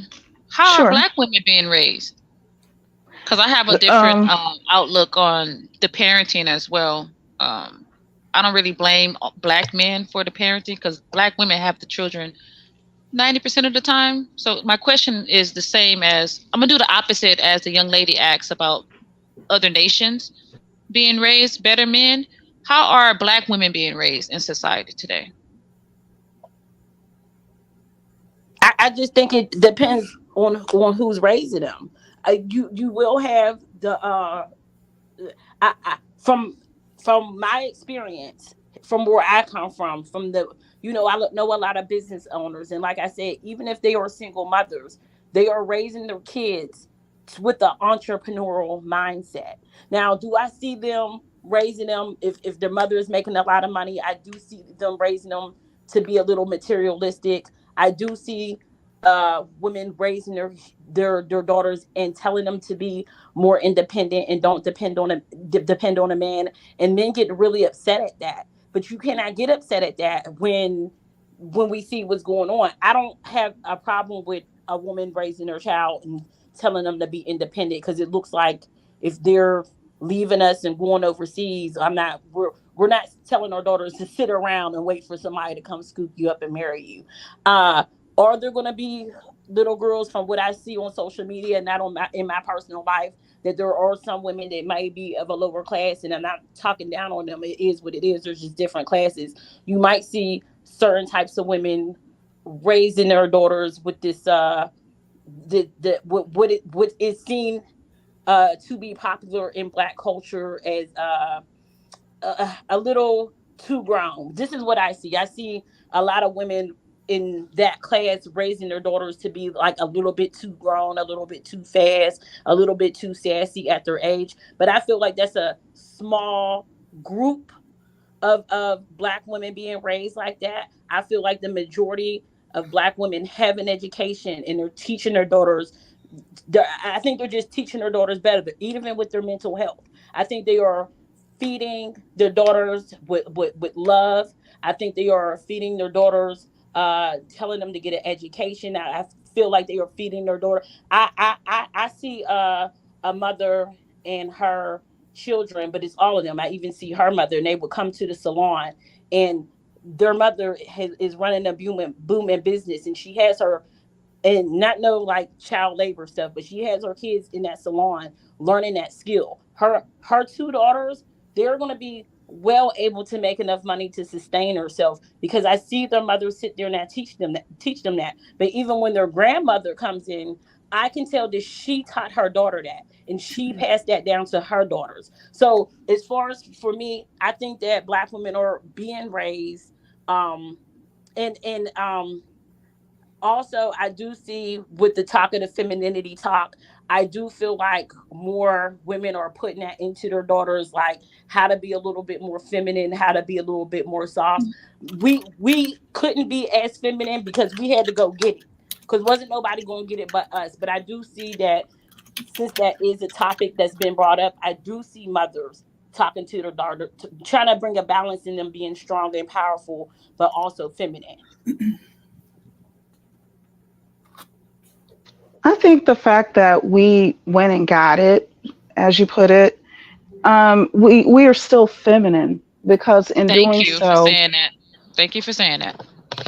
in doing so, we did it the way that a woman would. What did we focus on? Stabilizing our family, making sure that we had stable housing, making sure that everybody is healthy and happy and well fed. We didn't go out buying a bunch of, cars, or, you know, going and investing in MMA and PlayStations. No disrespect, but I'm just saying we're still feminine. Um, for going out and getting it, we did it our own way. So let me ask you this, since you said that. Mhm. Is it masculine to for a woman to actually go out there and take care of herself? And when Absolutely not. did this propaganda come into play that black women are masculine because we're independent and we have our own money, we buy our own houses, and we feed ourselves? When did this propaganda come into? Because men use it against us. They use it as they weaponize it in dating. Mhm. Well, just like I was saying earlier with how it's male mating competition to nip it in the bud with young boys Mm-hmm. by older men telling them not to listen to their teachers who are more than likely going to be women, not to listen to their moms or aunts or anything like that. And that's because at that point in time, and in addition to that, they're boosting this child's ego and making him think that he's grown. They're probably the first one to introduce him to alcohol, to cigarettes. The tragedy of DMX, the rapper, was that the guy that cared for him was the first one to introduce him to the very drugs that took him off the planet. That kind of thing. So, likewise, from their perspective, you have to understand, and I'm not saying all men are like this. I'm married. My husband is sitting right next to me. So, but there are quite a few who have this exploitation mindset. They don't see us as human beings. They see us as something to get them what they want. And the goal is to manipulate us so that they can get what they want out of us. Because there was a time where you couldn't call yourself a man unless you were working and unless you were doing something, worthwhile to benefit your family and your community.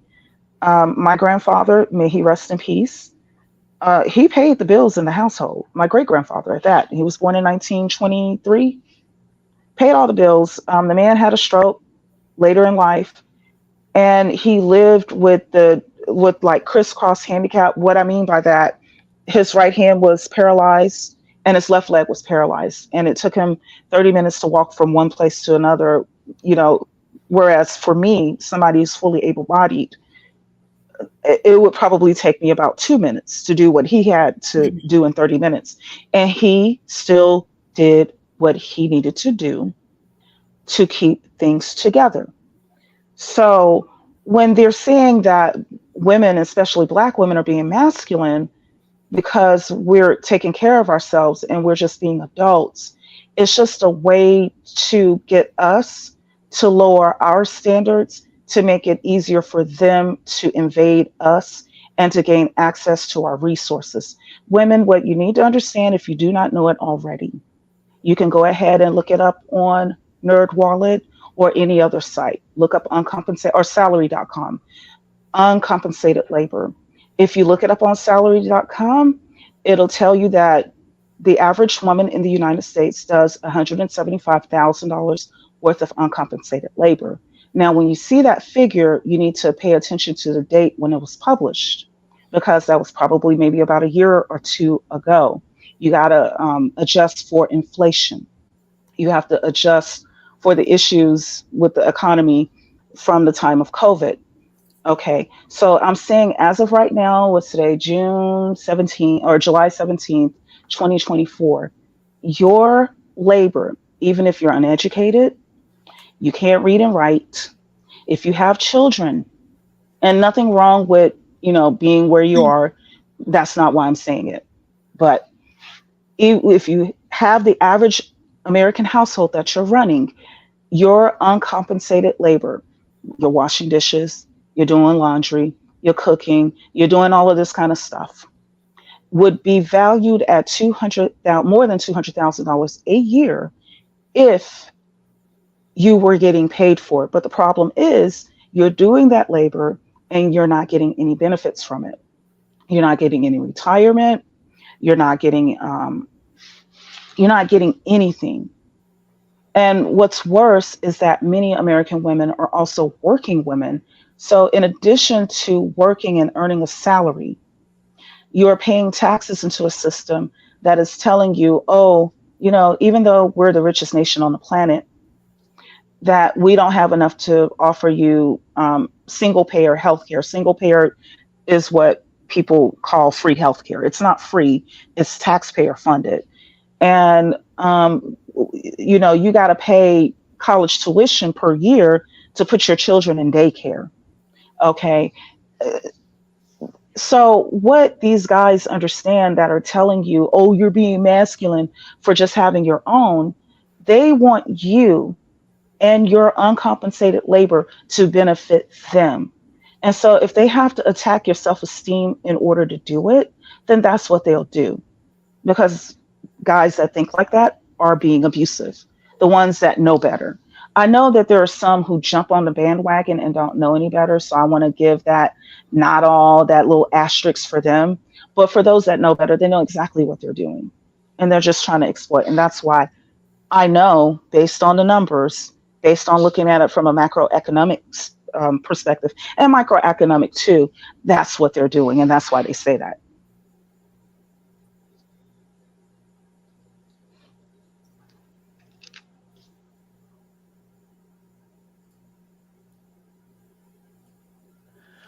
I think I want to pivot to one of the subtopics here. I think on a lot of the panels, I talk about, we hear these crazy stories about how men are dating women who have these like unrealistic standards. I don't know. So I always bring up, who the hell are they dating? Who the fuck are they dating? I think on one of the panels, a guy said, um, hey, dating today is really hard. You got to cash app women to be able to go on dates with them. They'll say, it's hard to find women who aren't promiscuous. And I'm like, who the fuck are y'all dating? So I wanted to kind of touch upon that, like, from the standpoint of, do you see what out there when you're dating? Are men choosing a certain type of woman? Are they choosing the wrong type of woman? And why do you think that might be? I think just men in America, I can't speak for anywhere else. I think that they're attracted to this, uh like the girls on Fresh and Fit, OnlyFans type girls, Instagram type girls, and I think they're meeting these girls and being disappointed. I can say this because I used to work in a barbershop and I used to listen to men's stories about these girls. Right, I would hear how some of them, I mean, they're very attractive, but they have dirty houses or nasty attitudes or they don't have no money. But in the same breath, they're going to keep seeing the girl because she looks a certain way. I don't think that men are actually out here looking, and this is just like from watching online and from for the majority of men who spend their time online. And when I'm living in Atlanta and when I'm living in Houston, I do see a difference of the type of women that men go for now that I'm in Memphis, and it's not such a social media driven city. But I think in cities where it's social media driven, they're going for these girls. And I'm not saying all attractive girls have a certain mindset, but if there's an attractive girl and she's in a certain industry, her mind might be a certain way. And you keep going through these girls and being mad that they're not uh bring them home to your mama type girls. Well, what do you think? They work in this certain type of industry. They're not going to be that type of girl. I don't feel like men are going out there, and I'm saying this for myself, that women sit in my chairs. I have women that are authors, women that are nurses, women that are doctors, women that are business owners, and they talk to me about dating and stuff, and they're average women. There's nothing wrong with being average. We are average people, but these are average women. And I see the change even with social media, that a couple years ago, women dating was easy a couple years ago, but now with social media, even my clients that have a darker skin tone, they even tell me that it's hard for them to get dates. Men are chasing this certain type of aesthetic, and they like to say, oh, black women are chasing the same 10% of men. Not from what I see. From what I see, you're all chasing this same ideal type of woman, and you're not getting the outcome that you want, and then you're mad, and then they're bashing these women. And not that these women are even all bad. They may just not like that guy, and they come online and they just tell lies about women and try to tear them down. But I don't think these men are out here looking for quote unquote the girl next door. They're just looking for the 10 that they were told to look for. And then when they get that 10, they're disappointed that 10 other guys are after the 10. They're trying to change her. Oh, well, she was on social media. She shouldn't be on social media. No. Go find this natural hair, soft spoken girl that you're looking for, and she's out there. Don't worry about if your homeboys are not going to think she's the hottest girl. And I'm specifically talking for these men because in real life, I know plenty of married men that are making decent amounts of money, that have lovely black wives, that are living a lovely life. It's just these particular men that I think that they're just stuck on a certain aesthetic where they're not meeting where they're only going to meet a certain type of woman, and then they try to put that out on every black woman, and that's what I don't like. There, every black woman is not the same. We come from different families, we come from different cities, states, different parts of towns, different religions. And I think when you only chase one thing, you're going to keep getting the same outcome, and you just need to broaden you have to broaden your dating options. Can we address this comment real? Go ahead. Who said that? Oh, I'm sorry. Can you guys hear me? Yes. Yes. Okay. So I'm sorry, guys. This is my first time ever coming on a panel, so I'm sorry. So I was struggling over here, but just to the topic of who the F are they dating?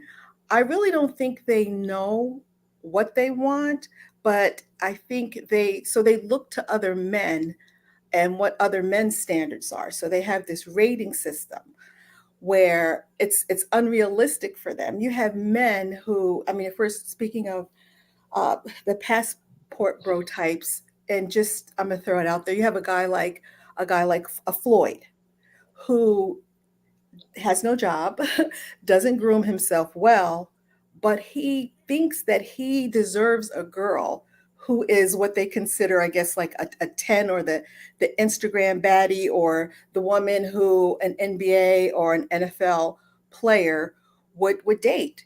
And because they have these dating coaches and social media telling them they're the prize, they're all over the place with this. So when they meet a woman who doesn't measure up to that, what they think that standard is, they want to humble that woman to say, you should be grateful to just have an opportunity to be with me. So for me, what I say as far as to my daughter and to other women, just don't worry about who they're dating. What we need to do as Black women is to what is called decenter the men, and really worry about ourselves, because the way society is going now, we're really all we have. And I mean, to be honest, we're all we have. We're not protected. We're not protected in our communities. When we told we want protection, they say, I'm not going to give you protection. They want almost everything from the woman, but really not willing to give anything.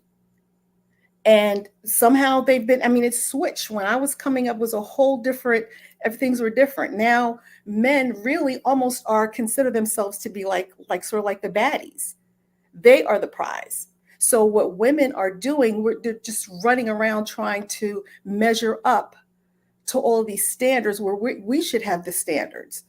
We need to have standards and say, certain things we're not going to tolerate, and leave it at that. If that's what they want, let them go. That's why I'm one of the people, they want to go abroad to find whatever, let's help them do that.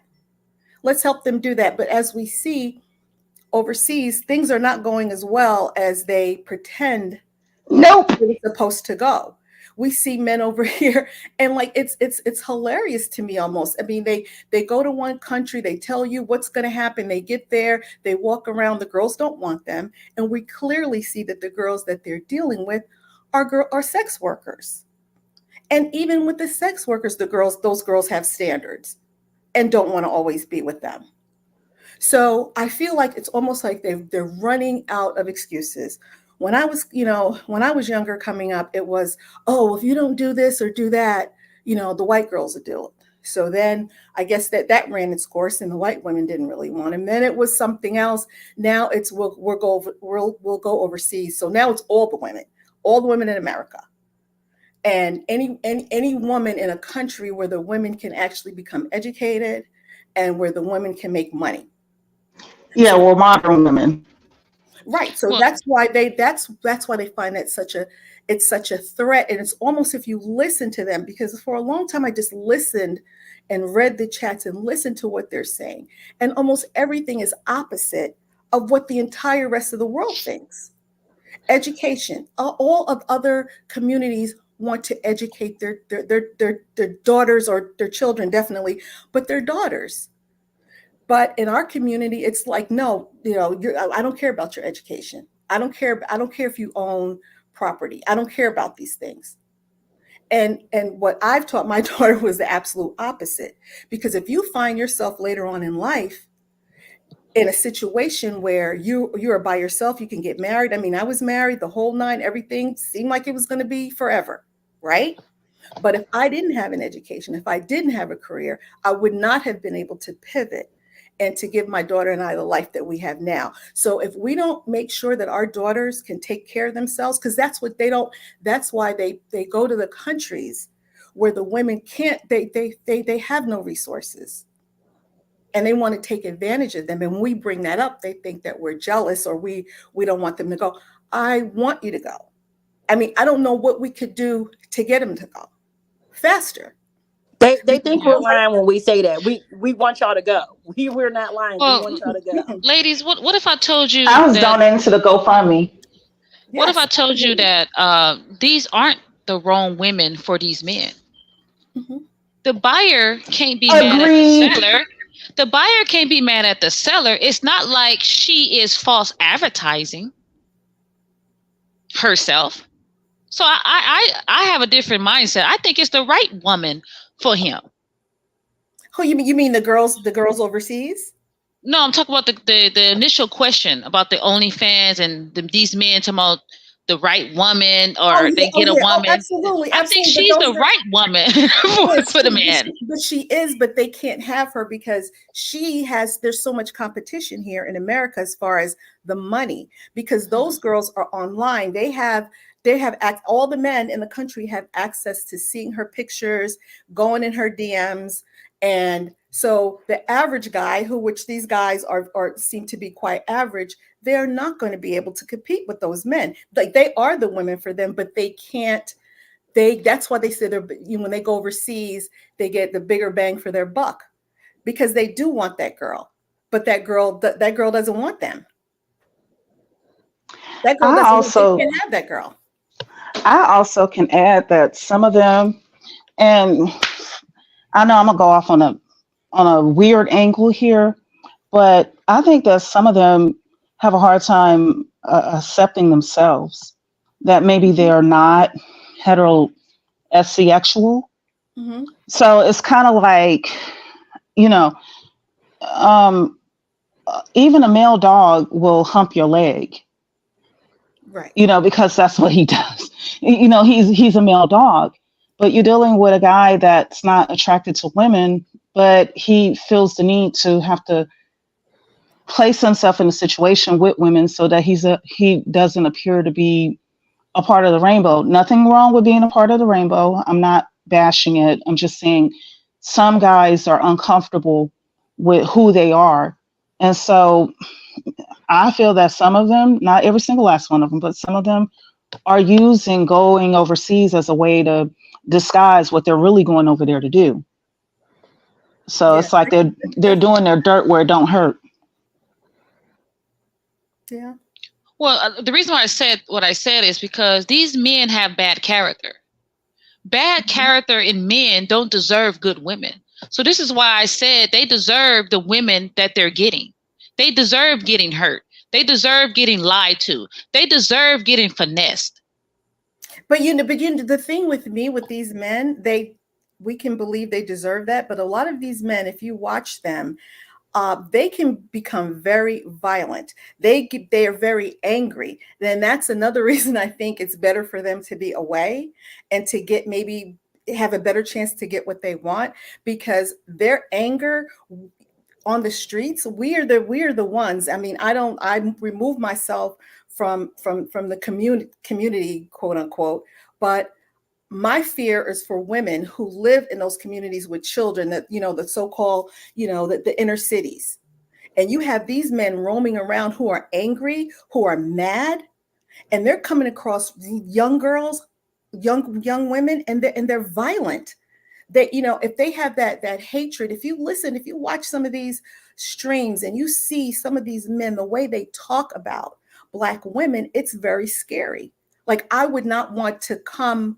I mean, I prepare myself if I were to come across one of them, but just think of the average woman walking around and one of these men approach them. For some reason, if you see how that guy Austin and these guys, they walk around thinking they should have access to any woman that walks by them. That woman, anything could have been happening in her life that day. But if she doesn't stop, and let me tell you, if he wasn't online, and I know women, we know, I mean, I have been there. When you didn't, I had to learn how, especially when I first started working, I worked in New York City, and you had to know how to, there was a fine line between, you had to kind of say hi, but not too friendly, because if you smile, you wanted it. If you don't say anything, they could throw a bottle at you.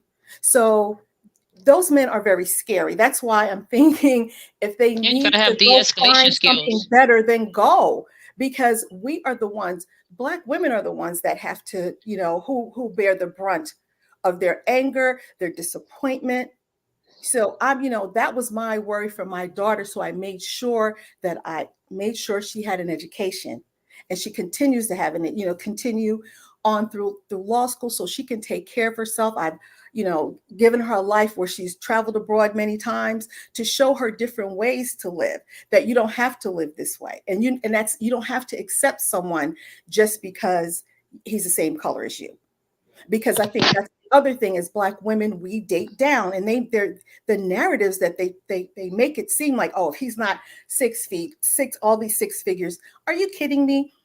Most of us know, most of the women that we know, probably, especially if you're professional, make more money than their boyfriends or their husbands. And even women that don't make a lot of money, they're most of the times they're taking care of these guys. And we know this, and we could come online and they can listen to their jabber, but it makes no sense, because we know most of the time the women are helping them. You got to help him get on his feet. You don't have this going on. Your license is messed up, and so I'm going to help him get on his feet. And So this is what skills would you say you can give the average Black woman that's in close proximity to these men? Because she's dating them. So what skills would I you think that we suggest? have to start, especially the women, as we get older, is to let them know to be married is not the end all to be all. I was married, my parents were married, my grandparents were married. It's not just marriage, it's a partnership, it's an agreement, it's a business. It's not just, you have somebody to live there in the house with you. So we have to let them know it's okay to not be married, to not be in a relationship, Absolutely. to focus on self-care, to focus on your education. And if they say, oh, that's why you don't have a man, then fine. Don't let that be an insult. That's not an insult, because you are prioritizing yourself. Because that's what we need to start doing with these girls. And my daughter has taught me a lot. I gave her a soft life, I guess that's what she calls it. And she's taught me a lot. And the decentering and not worrying so much about what a man thinks, running after them. There's a peace that comes. A lot of times, if you knew a friend who was married and they were in a bad relationship, when that relationship ends, almost 95% of the time, the woman is doing better. But people can tell you, oh, well, you need a man. But we see that a lot of times they're doing better than before, because not only just the stress, financially. I mean, that's what the statistics say. I'm saying, what if she's already dating? What skills? Say she don't know anything and she's listening to us talk right now. What skills can we give her, or advice to give this average woman who's already dating this man, or already in the pool of dating? Well, that's where we as women, personally for me, when I see women like that, or if they're my friends, we gather around them as women and we support them and we let them know it's okay. It's okay that you don't have to be, you don't have to live like this. You don't have to be. I mean, sometimes people may not be open with it, but we also, our life as an example. If I'm an example for someone and they see this is how I'm living versus how you're living, you know, being an example a lot of times is good. You give them their resources. You know, we all, you know, we're sharing silly memes and stupid jokes. How about, you know, sharing books? You know, I listen to, I don't know if you guys know who Themis is, Themis and Thoth. That's a wonderful community over there. When you start to see like-minded people. I know a long time ago, I remember reading something that the Honorable Elijah Muhammad said, when you put a glass, you know, if you have a dirty glass and someone will drink from it. But if you put a clean glass next to it, they'll choose that. So we have to have a community as women to show women that things can be better. You know, you don't have to, whether it's domestic violence, whether it's financial abuse in a relationship, we don't have to tolerate that. We don't. Yeah, I preach safety is the number one priority.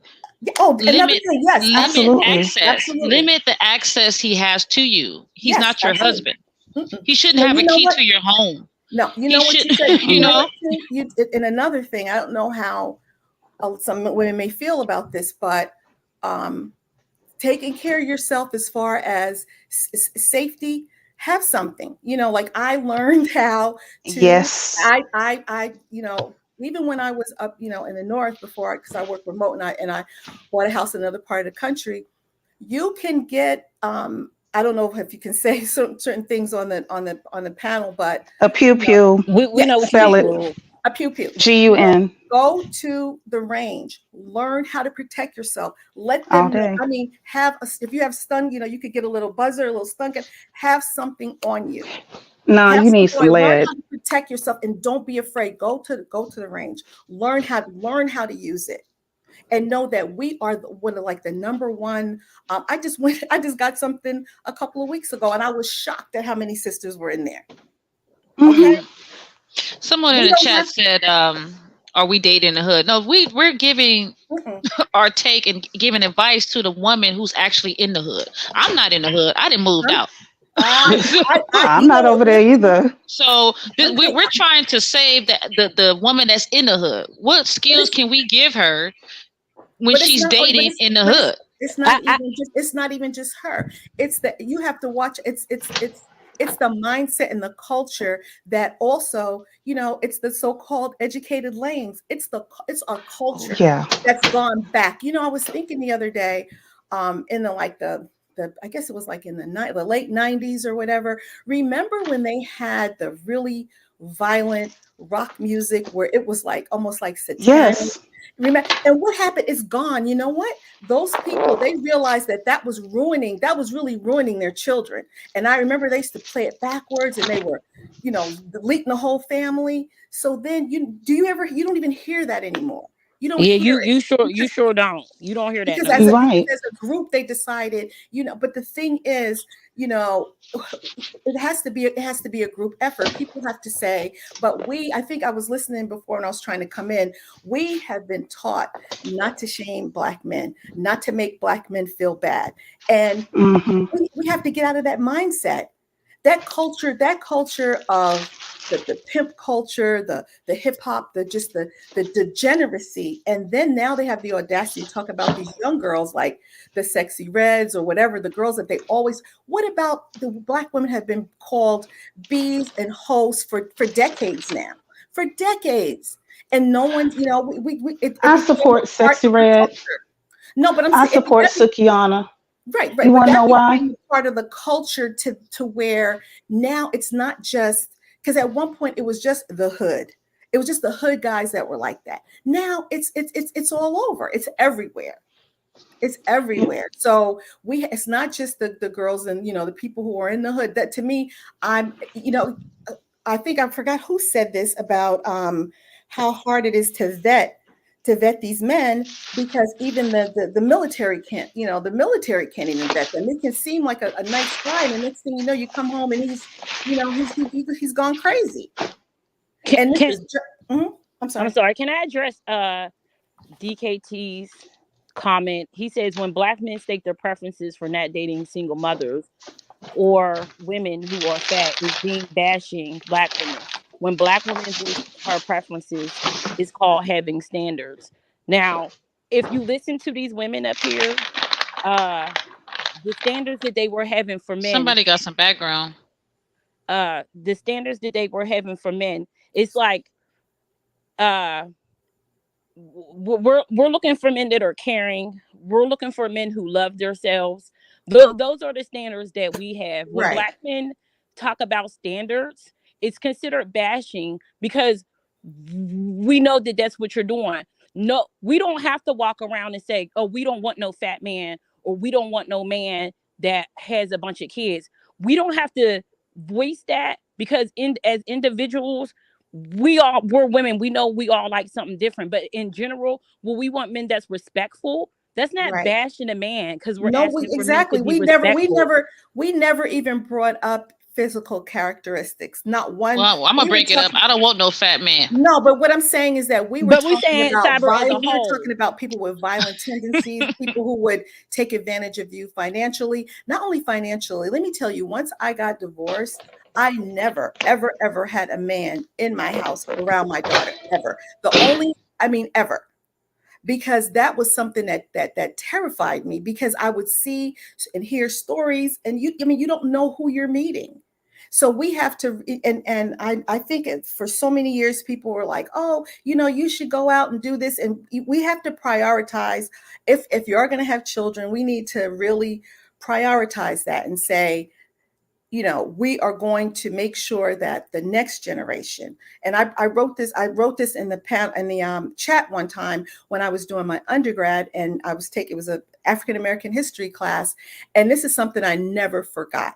It said that every generation of the African American starts from scratch, where you have immigrants coming over, and not just people even from African immigrants, and just anything other than the African American will come, and then the second generation is already doing better than the first, because there's a standard of education, of working hard. But it said that, and that's something that really pained me, and I wanted to make sure that I wasn't going to do that. So I'm like, someone has to sacrifice if you're going to do this. So that's what I did. I sacrificed so that my daughter's life could be better, and then her kids' lives are going to be better. And not just sacrificing like to buy things or whatever, but really to lay out a foundation on how their life can be better through education, through home ownership, and things like that. And that's where you don't have a lot of time to be worried about what men are thinking, or with how they perceive us. So we really have to worry more about us as women, and become community with ourselves, because everyone else takes care of themselves. Do you ever do you ever see how we are out there championing for everyone? The whole marching, and we're always the first ones to whatever cause it is. But when it's us, it's like no one is out there, or you have very few people that are out there. So we have to really, really prioritize ourselves. And yeah.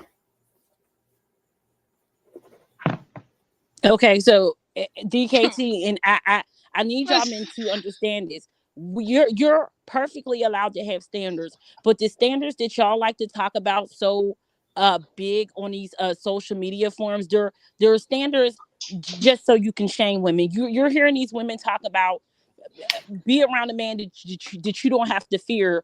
If you do, if while you're dating, try to protect yourself.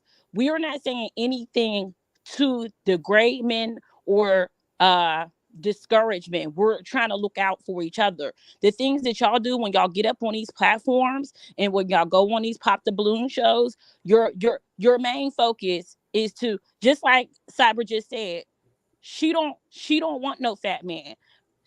Everybody's different. But if Cyber was to go on the show, if Cyber was to pop somebody's balloon, she's not going to sit up there and degrade them. If she don't want him, she just don't want him. What y'all do is y'all get on these shows. Oh, how many kids you got?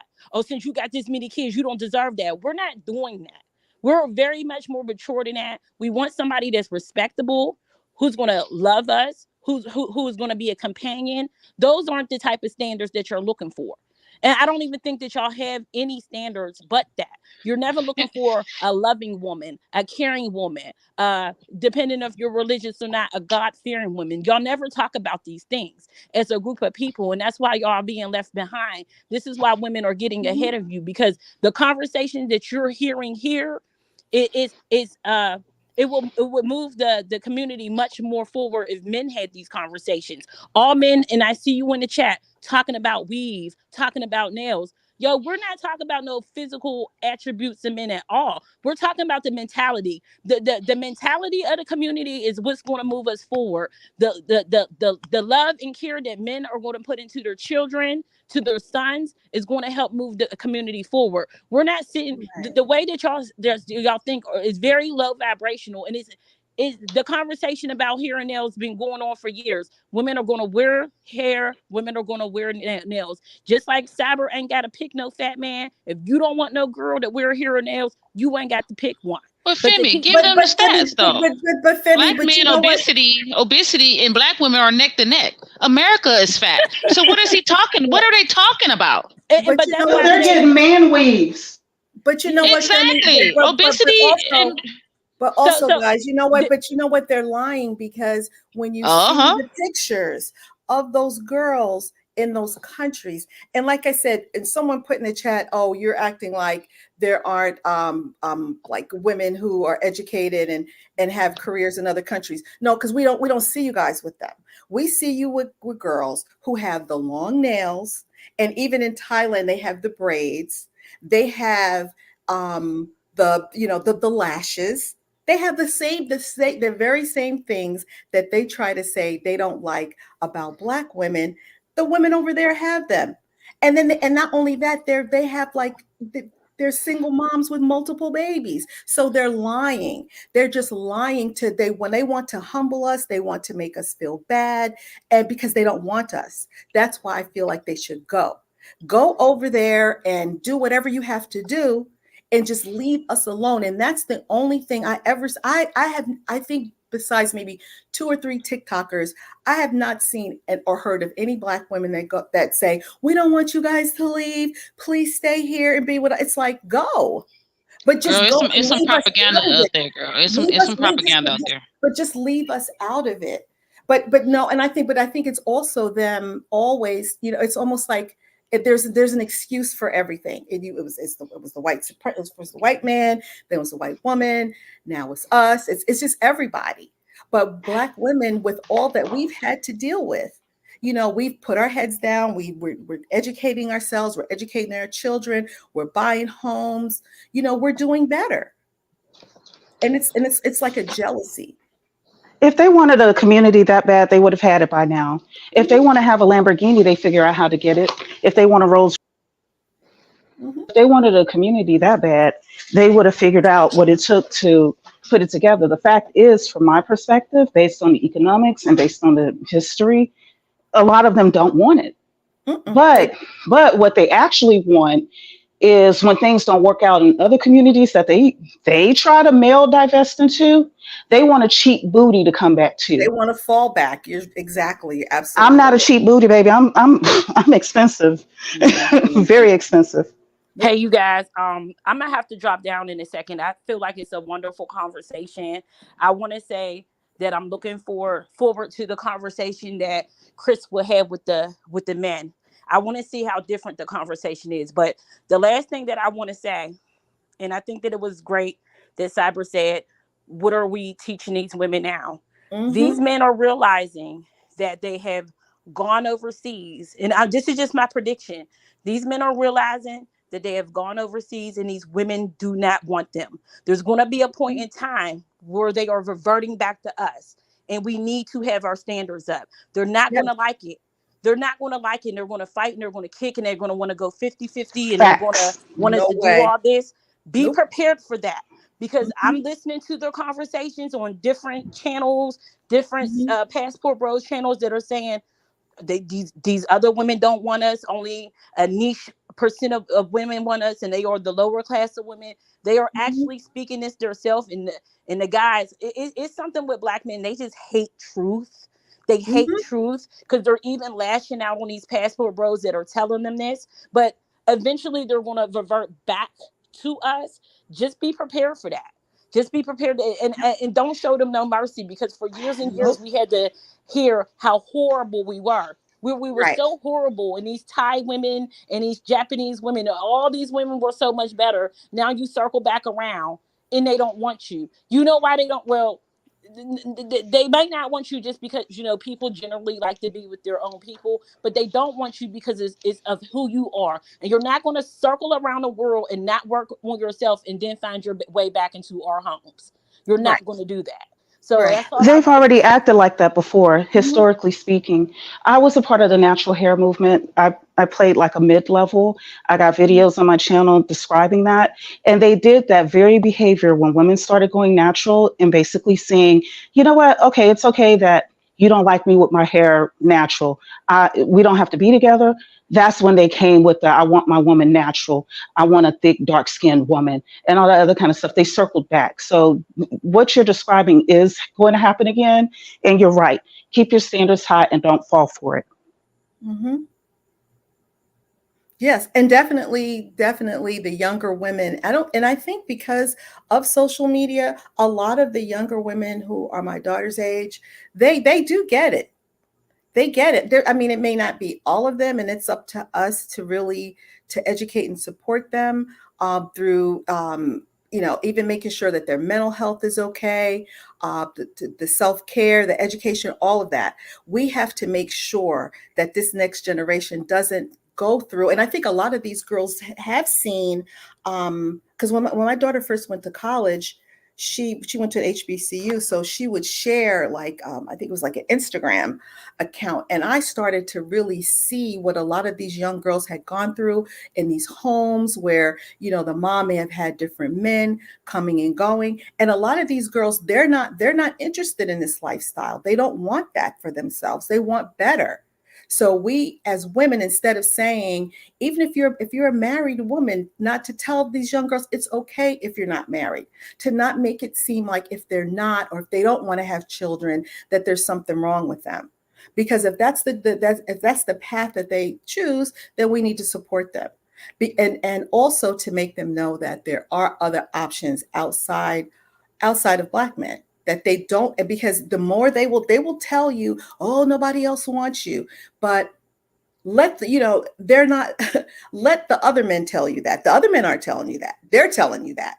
And that's also to keep you there as the plan B, as the fallback girls, as when they don't get what they want. Because like I was saying Hmm. before, when I was coming around, it was, oh, if you don't, it was like a more of a sexual thing, where they were like, oh, white girls were more liberal sexually, and if you don't do this, we're going to go with them. Now I see Black women are much more liberal sexually. Oh, now you're the 304s. So no matter what you do, like the sister said, if they didn't like the weave, sister started wearing natural hair, they ain't like the natural hair. No matter what you do, if they don't want you, they're gonna keep setting the bar different. So and you can go in circles to try to accommodate that, and in the end, you're gonna realize it's not what they wanted anyway. So worry about yourself, like worry about making a better life for yourself first. And then after that, you can branch out into other things. That's why I said I supported Sukiana and Sexy Red before. Here's why. Because there was a time where women were wearing turtlenecks, they were wearing Mhm. cardigans, they were wearing A-line skirts that were pleated that came down to their ankles. They were in church on every Wednesday night, and Right. they were doing Sunday school, and they were staying in service. Some cases, like if you want to talk about Church of God in Christ, they don't wear piercings in their ears. They did all of that. And Mhm. these guys abandoned them for Yeah. the Sukianas and the Sexy Reds. Now I that they used to got support plenty them of too. what they want, Hmm. they're turning around and saying that Sukiana and Sexy Red are bad. Right. I'm saying, no, you got what you want. She's a food stamp garden tool, okay? Who's you know, whatever. So you got what you want, enjoy it. Yep. But you know what you said, like this, because I actually grew up in the Church of God in Christ too, so I know that's another. They should be like a I don't know what do they call that, surviving for Cult. that. Yes, but remember that guy that used to sit in the car that talked about, and his wife was very religious, and she came with the bonnet on, and he, Derek Jackson, yes, the yes, helmet of salvation. right, and remember that, and he had her, and she was so pious and all, and look who he wound up with, the Instagram model, right? The Instagram, that's what he really There you wanted. go. That's what he really wanted. So that's why don't worry about that. You, like I said, you can, I know many women who have in marriages and things that, because I, like I said, I was married, and you can turn yourself over 1,000 times to try to be everything. And if that's not what they want, then you're going to be the one later on who's sad and depressed. I had an auntie that was like that, and she was with this man for many years, and she was a stay-at-home wife, and he treated her horribly, but we didn't know. I mean, on the outside, everything looked fine, and she wound up having a stroke. And he dropped her back off to my grandmother, and he went on about his life, and I remember seeing her, and I said to myself, that's not going to happen to me. I'm not going to live a miserable life. And that's why they don't. And so because I had a career, I didn't have to do that. That's why they don't want us to have an education. When they talk about our grandmothers and our great grandmothers, those women had multiple children. They had they couldn't even own property or have or a bank accounts. So they were in the same type of situation that they see the women in these third world countries that they deal with. A woman with no options, it's a very dangerous world for a woman who has zero options to take care of herself. Right, right. And I saw a lot of that. I remember some way, somehow, my grandmother and our home was like a place where people would come to talk about things that were unconventional. And she would give them support and everything. And I saw a lot of what you were talking about. Like in the 90s, especially, oh, these men were leaving these traditional women left and right, leaving them with nothing, leaving them homeless, leaving them, you know, without any food in the refrigerator. Meanwhile, they're going out with their, driving their Cadillac at the time. That was the hot car with their stripper girlfriend in it. So when I say what I say, they had the Phyllis Hyman type, they had the Vesta type, they had the In Vogue type. They took a dump on those women who were perfect according to their standards now, in favor of the one that would, put her mouth in different places and do the things that were unholy, while at the same time getting up in the pulpit and bashing, the unholy acts, but they were participating in it. Mm-hmm.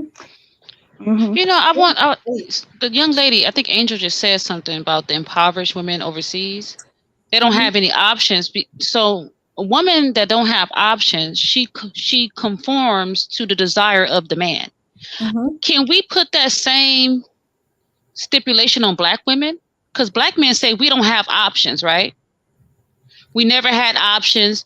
Black women are on the bottom of But they everybody, lie. right? But they lie. Yeah. And we know But they lie. it's the mindset, it's the Mm-hmm. psychology of the black woman who believes this because of the propaganda agenda that's been for hundreds of years, right? So I we're think just that. like the woman overseas. But you know what? But I think we have been like that in the past. But I think because of social media and because Hmm. we can see how other people live and we could see other things, that now I think the girls and the older, even the older women are like, no, it doesn't have to be that way. Because before, our information was very small. We knew, Hmm. our families and maybe our friends, and if were a person that read the newspaper or whatever or watched the news. Now it's global, so we can see instantly what's going on. We see instantly what's going on in the world. So I think that's why, the men, they call it feminism and everything in there, because that's why they would rather go somewhere where women don't have they don't get a lot of information, or they're not able to pull themselves out of the situation that they're in. But even those women in that situation, those women aren't dumb. You see those women in those other countries, they may have to do what they have to do, but they're not stupid. Because even with the one guy, the Rello guy, when he was down, wherever he was, did you see those girls have WhatsApp groups? They have pictures of these men now. These women aren't stupid. They have pictures of certain men and they say, charge him more. charge him more or don't deal with him. Because so even though the women, they don't have a lot of options like the way we do, they're also not dumb, and that's why they don't want to bring them back to the United States, because if they come back here, then they'll see there are more resources and there are more options for them.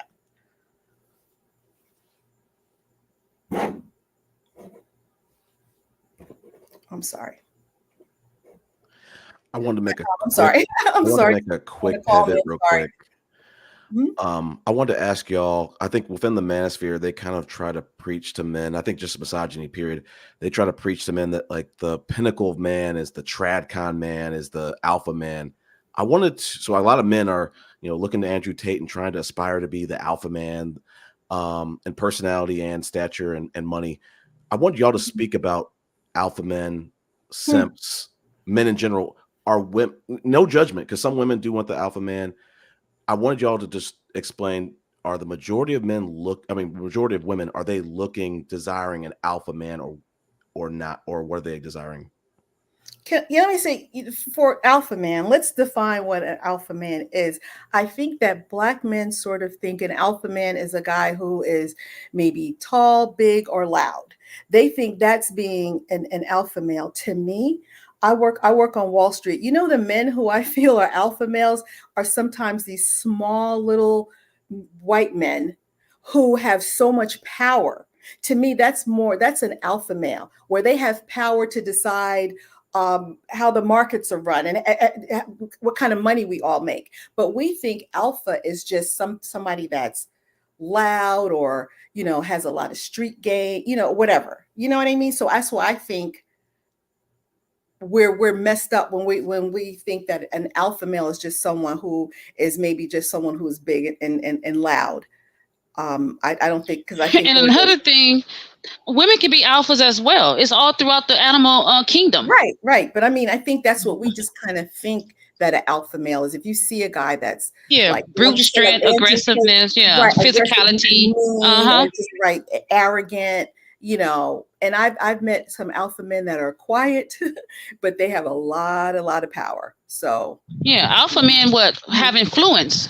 Right, absolutely. And have the decision-making skills to make someone else's life better. Mm-hmm. These men don't have those skills. They don't. But the propaganda been going on for so long that society think that they exude alpha behavior. Right. And they really don't. They don't. I don't even, I like Sigmas. I like Sigma males. I'm a Sigma woman, I believe. I have an analogy. It's only 3 types of people in the world. It's pigeons, hawks, and eagles. Mm-hmm. Pigeons, pigeons don't have to fight for no food. It's a lot of them. They run in these big groups. That's how I look at these guys, like pigeons. And it's a whole bunch of them. Now hawks, they don't fly as high, but they try to get to, they fight for their food. So I'm a hawk, right? I get what I need to get. But now the eagles are those men on Wall Street, those women on Wall Street, right. Those Black CEOs, those Black women business owners. Those are the eagles. But I digress, because it's for propaganda. I'm sorry. For me, this is Angie. I think that what both sides are failing to realize is what a fully actualized adult, how that appears. And so this is why they're playing this guessing game as to who is an alpha and who is a beta and whatnot. For me, I think that full actualization needs to be the topic as an adult.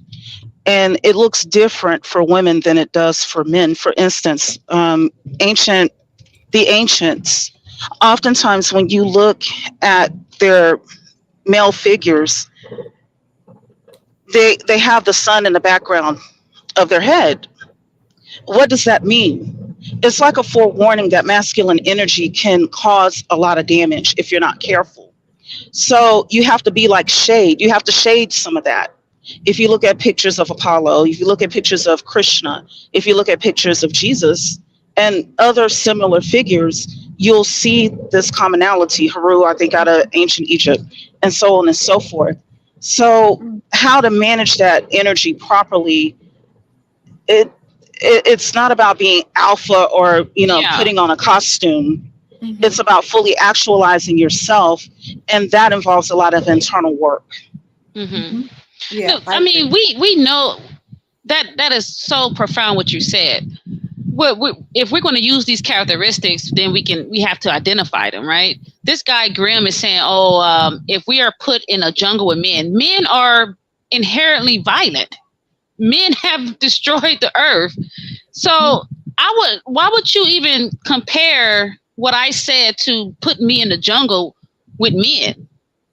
They would have to kill me. I would die. Like Because these the only men, Well, we're you know just what I think using that the what they do terms a to lot of times, identify it. but We I don't think what believe in they it. do, We're but I just think a lot of black men compare themselves to black women, where most other men compare themselves or compete with other men.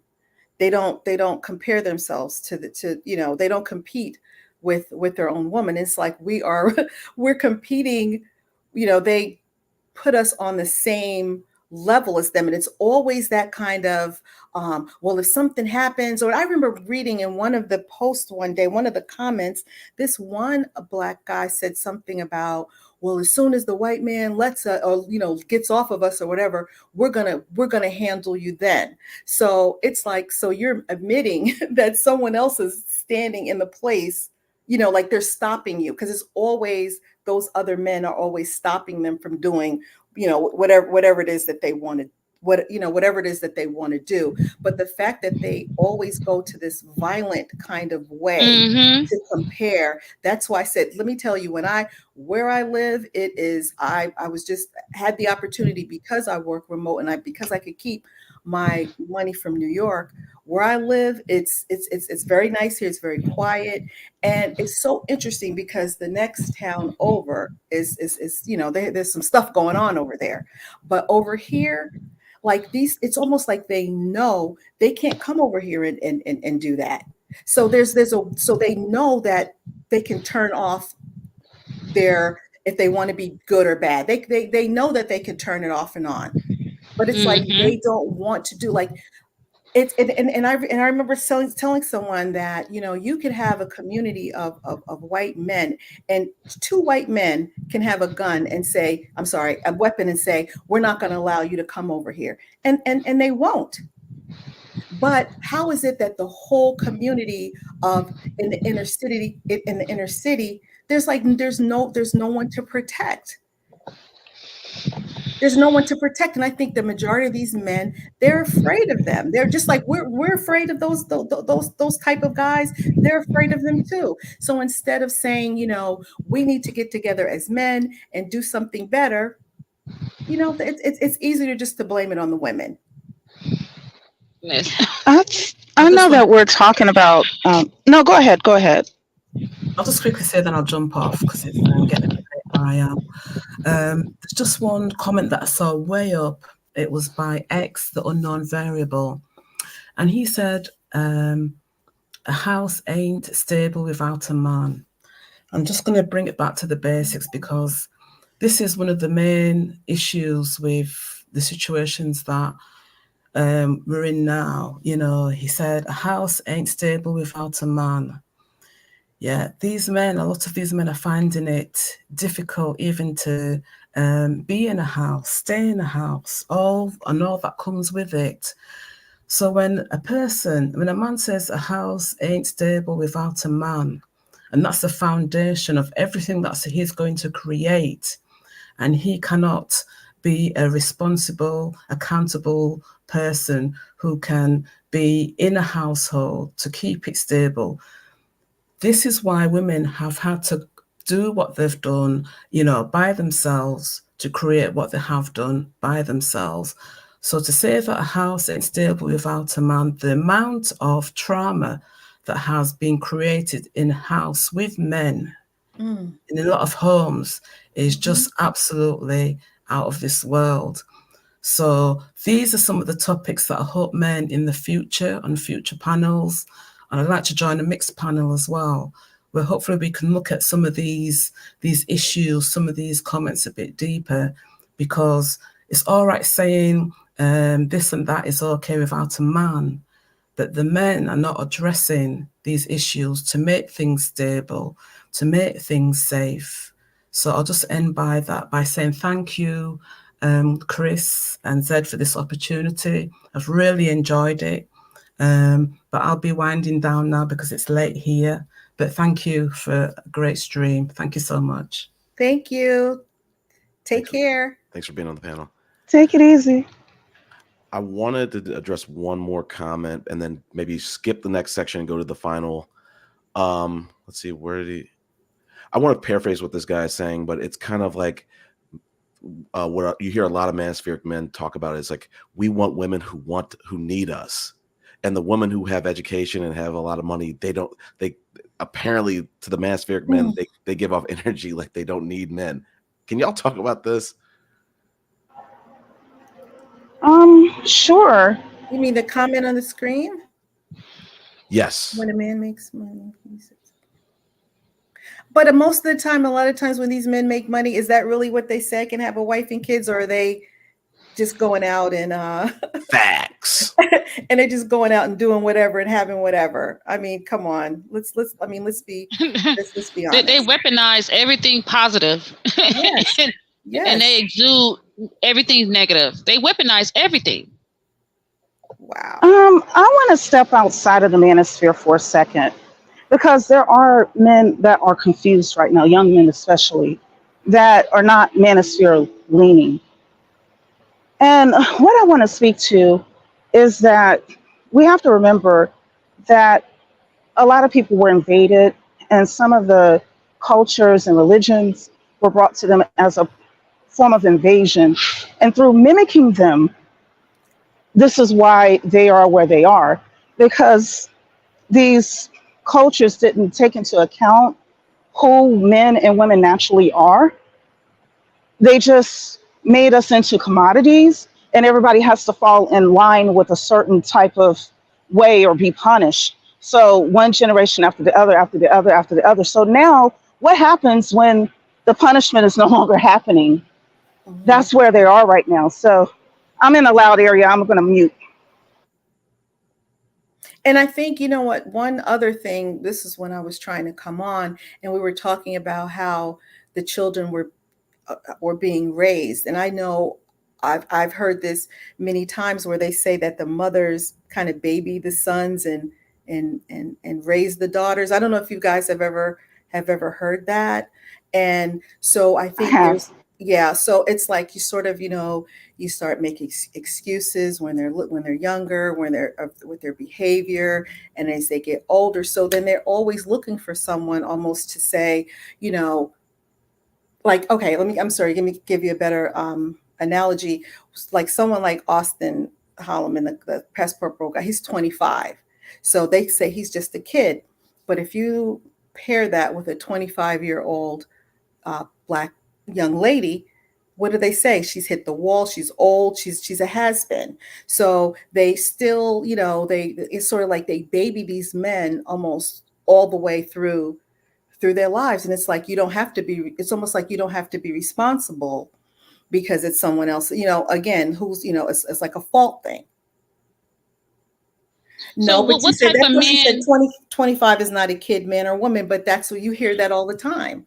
That's why they say, oh, it's okay because he's still a kid, or but they generalize men, like women need men, but what type of men? They are not specific on what type of men is needed in the home. Right. But I think that's the messaging in the Black community has just been awful for such a long time. Because even I remember when we were growing up, people would just say, oh, it's hard out there, it's rough out there. But there was never really like plans put in place. And this is what, so that's what's needed more. The message has to be, it's not just being married. It's not just, it's not just being married or having kids. Because so let me ask you guys. Without the excuses, what do they have? Honestly, without the excuse, what do they have? What is their foundation? What are they standing on without any of the excuses. Let's just strip away the propaganda Kool-Aid that everyone has been drinking. Strip away all of that. What do they have? I think they have their mom, the mothers that they probably didn't, that they don't honor, who tried to take care of them the best way they could. You know what they got? Well, they have the Women. lies. They have Mhm. lies that has been covered and covered with the abuse of women, and covered and covered. They have lies. Without the excuse, they have a There lie. you go. Yeah. Because I don't know if you guys watch, when you said the lies, that is, if you like that whole thing when those guys had that fight, and I watched this stream and I said, these men stay on code. Everybody that watched that video know that man got his ass whooped. And they turned it around and said he won. And they were so serious, and they made this, it's like they will, the lies. It's like it's incredible. And you start telling that lie enough that the next person that hears it believes it, till it's, the lie is now truth. And that's part of their issue. Mhm. And what's happening now is that we're at a new frontier where there's not a system in place to keep the lie going, that they Right. have to face the reality that we've been facing the entire time. Hmm. See, part of what I feel is going on here, especially here in the United States, is that because guys have this idea that a woman is supposed to be submissive and docile and whatnot, they've voted against the very things that would empower women, Hmm. not realizing that if you disempower women, you also disempower yourself. So, what do we women do who still live on the same planet as they do? For the one that said, what if we were in the jungle? We are in a jungle. It's called Earth. We're on the same planet as they are, with a weaker body, with more processes that go on than within theirs. We have to have babies for those of us that want them, so on and so forth, dealing with our own challenges, sometimes more than they do in some areas. And we're still surviving on the same planet. So they voted against it. And now here we are. We've been accepting reality the entire time. Okay, no one is going to take care of me. I'm going to have to save for retirement. Well, retirement is going to cost this much in 2060. So I need to have this much saved up in order to make sure I'm going to be okay. Whereas what they've been given is get married and throw all your burdens on the woman. It's her Hmm. holy duty to figure out your life. Well, now that that's not happening, they're facing the reality. Hmm. And so, mm-mm. They're angry, and they're afraid, because we've always been who they could fall back on, whether it be the mom, the auntie, the sister, the cousin. We've always been there. And if we're not there, what are they going to do? They now that someone told them, okay, so you're going to grab your passports, but then you have to realize, when you go to other places, you're still going to have some sort of an income, even if it's a cheaper country. You still have to have money to live. You have to have money, and you have to have, in order to do that, you have to have some type of a career. They say your education is not all, don't worry about the education. So then what is the alternative? There's never any alternatives. Always, it's like almost an anti this, you're anti this, you're anti that. But what is your plan moving forward? If you don't want to do that, if you don't want your child to go to college or whatever, get an education, what do you have in place for them? And they, the shaming of women to be single moms. Most of these guys have so many kids. Some of these guys on these panels, and then you listen to them, and then if someone asks them, they have a bunch of kids with a bunch of different women, but they will have the nerve and the audacity to shame a woman who's, for whatever reason. A woman could be, the husband could have passed away. They could be divorced, or maybe they weren't married. Whatever circumstance, brought about that child, it's still, they're going to shame you for it. Let's start shaming baby daddies then. Mm-hmm. Yep. I Yep. think we should give them you treat people how you want to be treated. Mm-hmm. I think we should give them the Mm-hmm. same vitriol, the same standards, the same preference, the same. Or either just forget it, like leave them alone. Yeah, I don't want to be like them. Leave them alone. I don't want to be Listen, like Leave them them. I don't alone. want to date a man with multiple baby mothers. No, I just leave them alone. Just, just Yeah. leave them alone. That's all. You don't have to, you can be, I don't hi, want how to are date you? a guy that been in prison. I've never dated a Mhm. gangbanger. No, As a young child, I knew I didn't want a gangbanger, and that was all around me. exactly. Yep. I've never dated a gangbanger, Well, I mean, I had my dad in the house, so Me that either. was, that he was definitely not going to and they were not trying going to to pay get for me. that. They were very, very aggressive, and they were everywhere. Hmm. It's like That's why I all the say to boys women, were to thugs. Like all of them were. that's why I say to women, Black women, if you are in the so-called inner city, the ghetto, whatever it takes for you to get you and your children out of there, even if you have to live in a better area and not maybe even if it's like you have to get a studio and you guys just, you know, for a better neighborhood, a better school district, do whatever you can because it's so dangerous. It's so if you really listen to the news and what's happening, it's every day. It's every day. There was one young lady I used to listen to. She has a YouTube channel. I had to stop listening to it because it was every single day she would come on, especially with the domestic violence, because that goes on even from teenagers because these boys have not, and not just Black men, just men in general, have not been socialized to accept no, to accept rejection. I remember once hearing Dr. Phil say, when a man says no, that's the end of the conversation. But when a woman says no, that's the beginning of the negotiations. That's how the two sexes look at it. So when they're being told no, that's a very scary situation to be in. So Okay, I want to pivot to the last section. Give me 1 second to. I'm gonna skip the third. So I wanted to keep it honest. I was gonna try to keep this on a certain time frame. So I'm gonna skip the third section. I wanted to go to like the outro section. This is kind of like a freestyle section. I wanted any kind of talking point or topic that y'all want to talk about. Slash closing thoughts. Feel free to just have at it.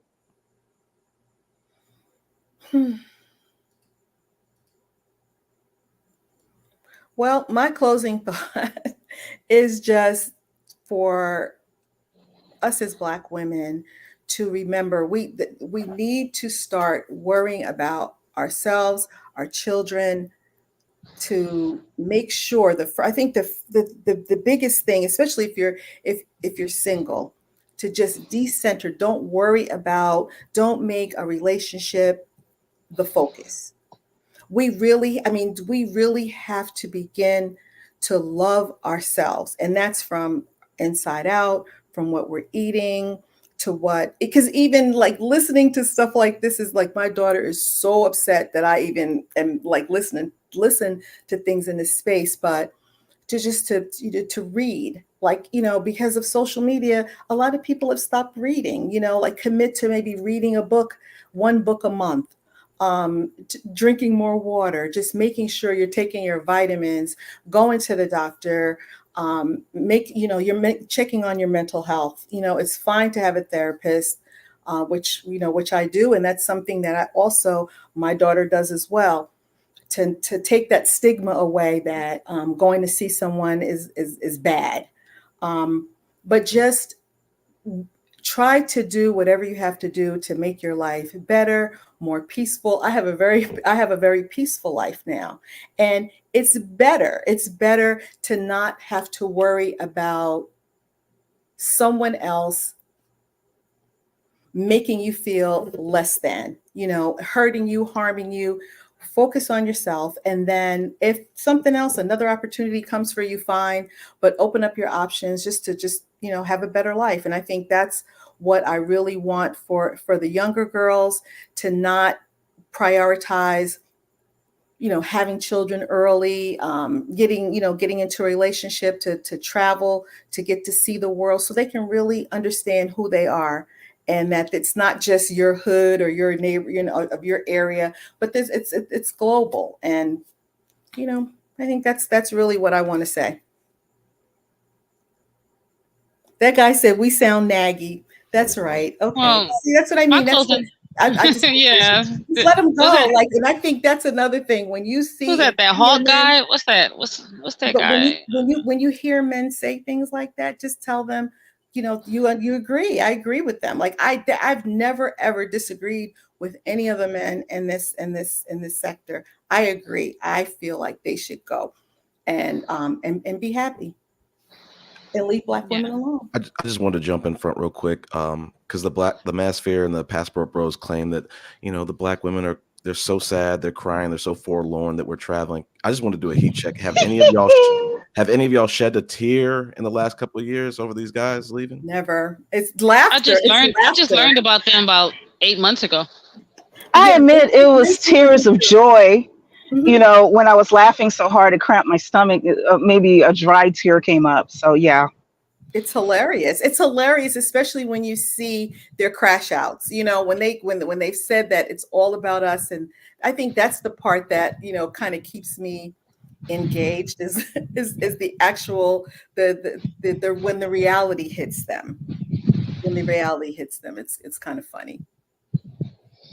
Well, I'm gonna have to jump off. So my closing thoughts would be, ladies, young women, do not negotiate your safety. I think we have to acquire certain skills because let's be honest, men and women are attracted to each other. Both humans want sex, period. So just try to navigate through your dating and do not negotiate your safety, meaning having boundaries. Limit your access. Stop what they say. Stop giving wifely duties to boyfriends.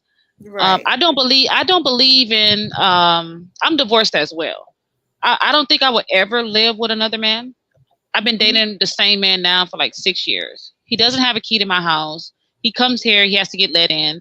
It just certain. I have certain boundaries in place, right? I Mhm. think that helps negotiate. You know, and helps you maneuver in dating and help you keep a healthy distance between you and the man, because Mhm. women need to have some sort of distance between the man, because we're all human. Men go through things, women go through things, and you have to be an adult and understand people need their space. I think a lot of Mhm. our issues is like we're too up under each other. We don't know how to, I think it's codependent, is that the word? Mhm. And then we're using each other as our doctor feels. A lot of the things that we are having in our relationships don't need to be there. I don't think so. I don't want my man to be my mentor. I don't want him to be my uh I want to be emotional support, but I don't want him to be like my counselor. You know what I'm saying? I want to enjoy him. I think we have lost the essence of enjoying the opposite sex, that we have come to this competition that doesn't need to be there. So my thing is safety, safety, safety. And remember, it's 4.6 out here. I'm gonna be screaming at to the roosters come home. It's 4.6 out here. Absolutely. This African man just got convicted for killing 42 women, and out there, I feel for those women. We got to start uh, helping all women across the globe. We got to start making connections with women. We have to limit these men in our spaces. We got to just have no tolerance for these men in our spaces. Uh, if you do have kids, I suggest that he can only see you when your kids are not there, or you go see him. Yep. My number one thing is safety. A lot of these unalivings and stuff like that we see. Like I follow the Black Girl Lost. If you do not follow that, Mhm. you need to go follow it. It's a great, great, great. Alex does a lot of the. Alex as well. Go follow Alexander. Mhm. Uh, a lot of these cases, these men are in close proximity, and they Yes. have long extended times with these people. I think if you just cut off the time with these men and keep them Mhm. at a distance, I think you know it can be a little bit better. I agree. Because I absolutely agree with that about the keep the distance. yeah, because Absolutely. you can't stop them from. I'm attracted to men. I love men, So I like the mustache. I love everything about a man. And being honest, as a woman in her 30s, I'm like, okay, how do I mitigate me being safe, right? Like I've never had a man beat me. I've never had a man cheat on me. I've never experienced that, but I do feel for those women. But I've always had boundaries. I've always had my boundaries, and I think that, and I don't negotiate my safety at all. So that's my closing thoughts to women out there. If you're listening, try to shed down your time with these men. Don't have them have access to your children, because 1 out of 8 are SA'd by the time before they're 13 or 8 years old. I forget the age range, but we got to start trying to combat the trauma and the abuse of these young girls. Absolutely. We have to. And stop saying these girls are fast or whatever, or that's because I think a lot of times when it happens, and it happens in these families, or these young boys too. Let's not forget about the young boys too. No, I'm not. But what I'm saying is, as far as with the girls, what happens a lot of times, it's almost like I heard somebody say there's something called a Jezebel spirit, or people actually will sort of almost excuse the man and make it seem like he had no other choice. So you have to be really, really, really careful. When my daughter was coming up, like I said, I know no one could come anywhere. I mean, I would meet people places like you wouldn't even know where I lived, and I think we need to be overly cautious, because like that's the exact space I was talking about, the Black girl lost. And I'm telling you, almost every day when she would come, I would turn off and I would cry, because those stories were just like, they were heartbreaking, so, and people say, why didn't the woman choose better? Because sometimes you don't know until the crazy comes out. And if that person knows where you live, has access to you, getting away from them and getting law enforcement involved, a lot of times they won't. It's almost like after the fact is when those people will help you. So we have to be really, really careful going to meet people that you don't know, just all of that. As women, we have to be very, very mindful of those things. I totally agree.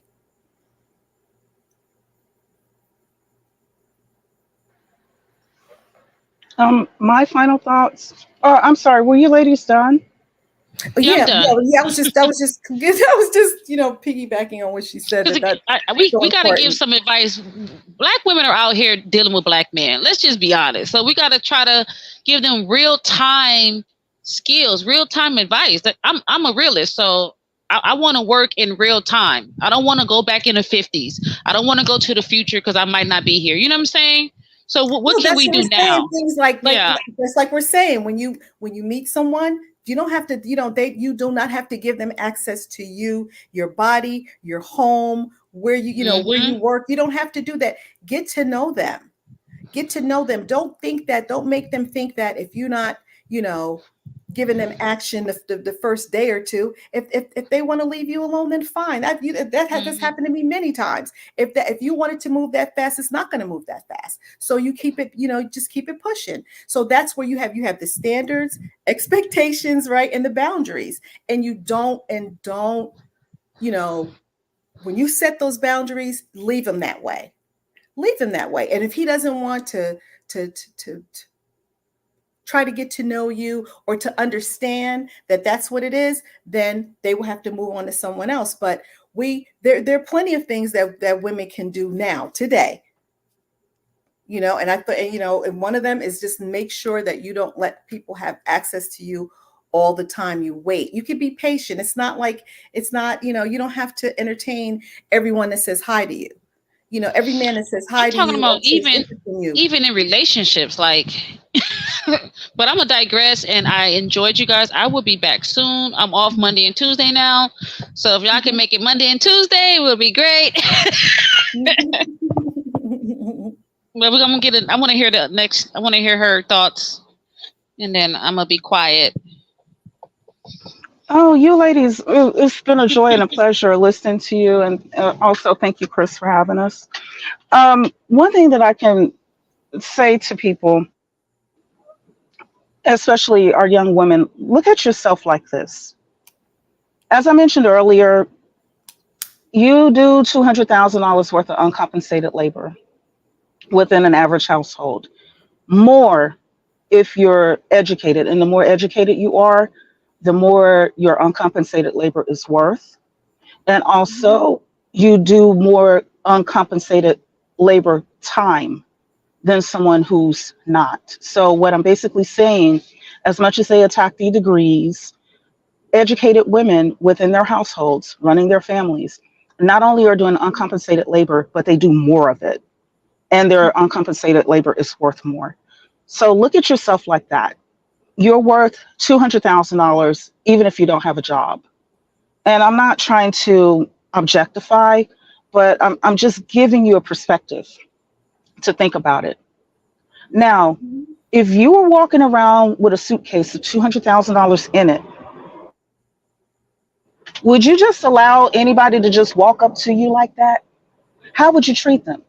That's how you need to be when you're engaging in a, when you're looking at a situation where someone is wanting to date you, and especially if they want to talk about marrying you. And it's not just with the individual, it's with the family as well, because check it out. One of the videos on my page is me reacting to another video about a guy who just told his wife that his grandmother was going to move in with him just like that, and that she was just going to have to take care of her. And the wife was refusing, and I supported the wife for refusing because, as someone who worked in nursing homes as a teenager, I know that that's $10,000 worth a month worth of labor, to do to care for somebody at that age. So it's not only the guy that's benefiting, it's his family too, whether you realize it or not. So when you look at it like that, you are precious, you are valuable, and don't allow anybody to sweet talk you out of getting free labor and getting your time away from you like that. Part of the reason why so many women in general, but especially Black women, end up in bad situations is because we don't know our worth, we don't know our value. And I'm not blaming us for not knowing that. I know there was a lot of propaganda that got us to this point, but it plays a role into why things are working out the way that they are. So give me a second, please. Can someone put her channel in the back chat? We got some trolls in here, so we don't want to blast it so they can go harass her. Yeah, I just put it in the back chat. Can you, Cyber, right. Can you put yours too? I want to be able to keep in touch with you. Oh, I don't do no contact. I'm gonna follow. I got some haters, man, out this world. Gotcha. But I don't do nothing like that. No problem. But we gotta go support her. I'm going to subscribe, and then you have a channel? Not yet. I mean, I'm kind of running this one for the interim basis, but eventually I will. But I really want to do this maybe like once a month.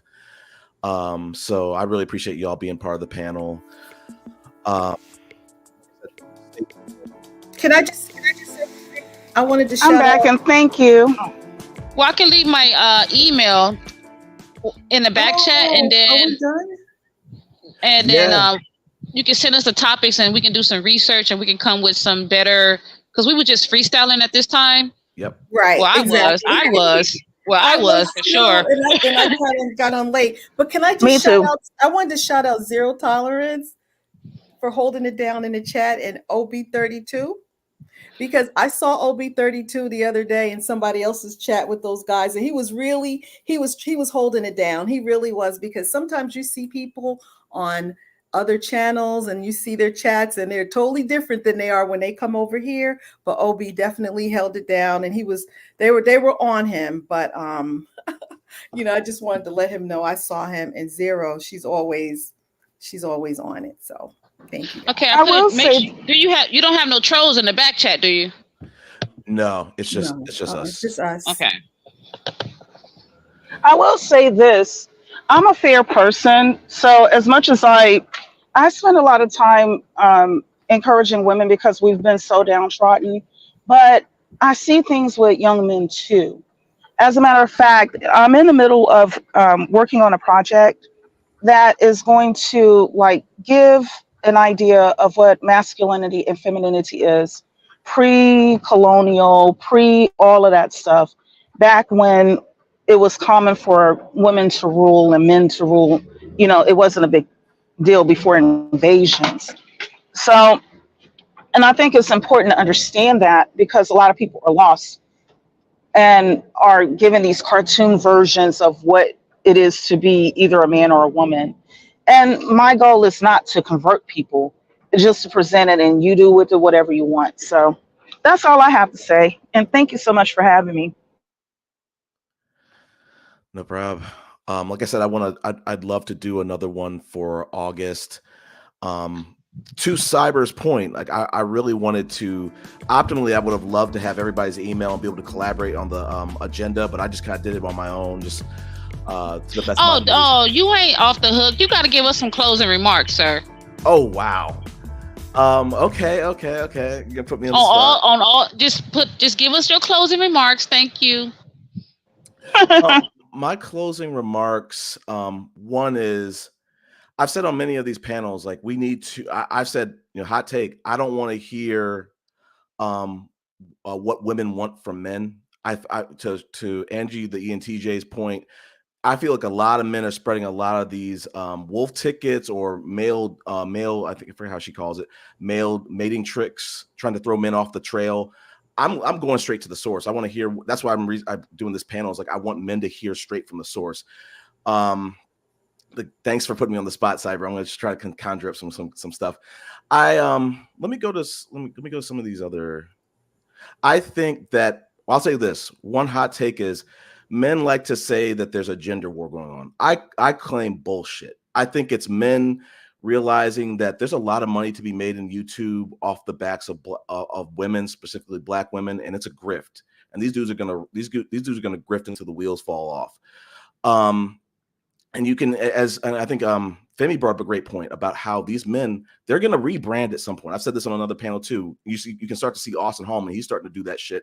And he's starting to try to be the Derek Jackson for men, saying, hey guys, actually dating is better. It might be better in first world countries versus third world countries. Dating, and he's kind of carving it out, saying, you want to find a woman who isn't poor. You want to find a woman who's got a job, but then they're trying to say they don't want the woman to make so much money that it's intimidating. So it's like, I go back to Femi's point about urging women that, like, when these guys come back trying to rebrand, whether they're influencers, whether they're Red Pill, whether they're Kevin Samuels fans or whatever the heck, raise your standards. And I say on these panels all the time, like, and we're going to get to it maybe on the next panels, like people, the men specifically want to act like it's really hard to date. And I think that, as many people have said on this panel, it's about the lack of introspection that they've done. It's about the lack of therapy that they've done. They want to, they're looking, and I think who said it, is they don't really know what they want. They're kind of modeling themselves after what the other men want. And I've said this on many panels recently too, about how I think a lot of guys are turning dating into a pissing contest and saying, not trying to, say, hey, let me find the woman who I feel like I bond with the best or who loves me the best. They're saying, I want to have the hottest girl. I want to outdo all my friends. I want to outdo all the guys I know and stuff like that. And it's like, it's when these guys say, I can't find a girlfriend, can't find a wife, but they're going over to overseas and they're looking for women who are very promiscuous. They're the women that they're dating in the States, and they're saying, hey, all these women are going for pookies. Who are you dating? So it's like, if you don't value the right qualities in women, yeah, it's going to be very hard for you to date. If you can't find a wife, find a girlfriend, if you can't think for yourself, like I've said on some of these recent panels, I think that on average, I think women have stronger minds than men, because a lot of these men are following the manosphere, but then they want to act like, yeah, but what I'm going to come out of this with is I'm going to be an alpha man. I'm going to be a leader. It's like, no, you're a follower. You're a drone. You're an NPC. So I think the hot take is that men need to kind of look to what women are doing and realize that you don't have to try to lower the standards. You can actually try to, you can triumph as well, just like the women are doing. I kind of want to end on a smoking point. But I think what the Black women are doing specifically is extremely impressive. I wish we could see that in men instead of them trying to lower the bar. And I think what I'll end with is, like I say on many of these panels, I think this manosphere, this gender war, this fake gender war, it's a war of low effort men, because that's what I've kind of learned through this manosphere. These dudes are all low effort. There's no high effort dudes struggling to date anywhere, but it's a war against low effort men and women who are raising their standards, who are breaking the stereotypes, breaking the generational or media curses. So I'll end it with that. The one thing I did want to say is that I'm going to set up a separate stream right after this, maybe keep it open for like an hour and a half or so to let everyone else join in on the conversation. But I really appreciate everyone for joining the panel. This is something that I've really wanted to do for a long time. And I really appreciate everybody for stepping up to the panel and participating.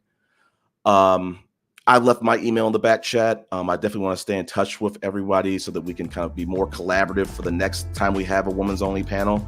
And I hope you all have a great rest of the week and great weekend. Thanks. Thank you so much, Chris. It was great. Thank you. All right, take care.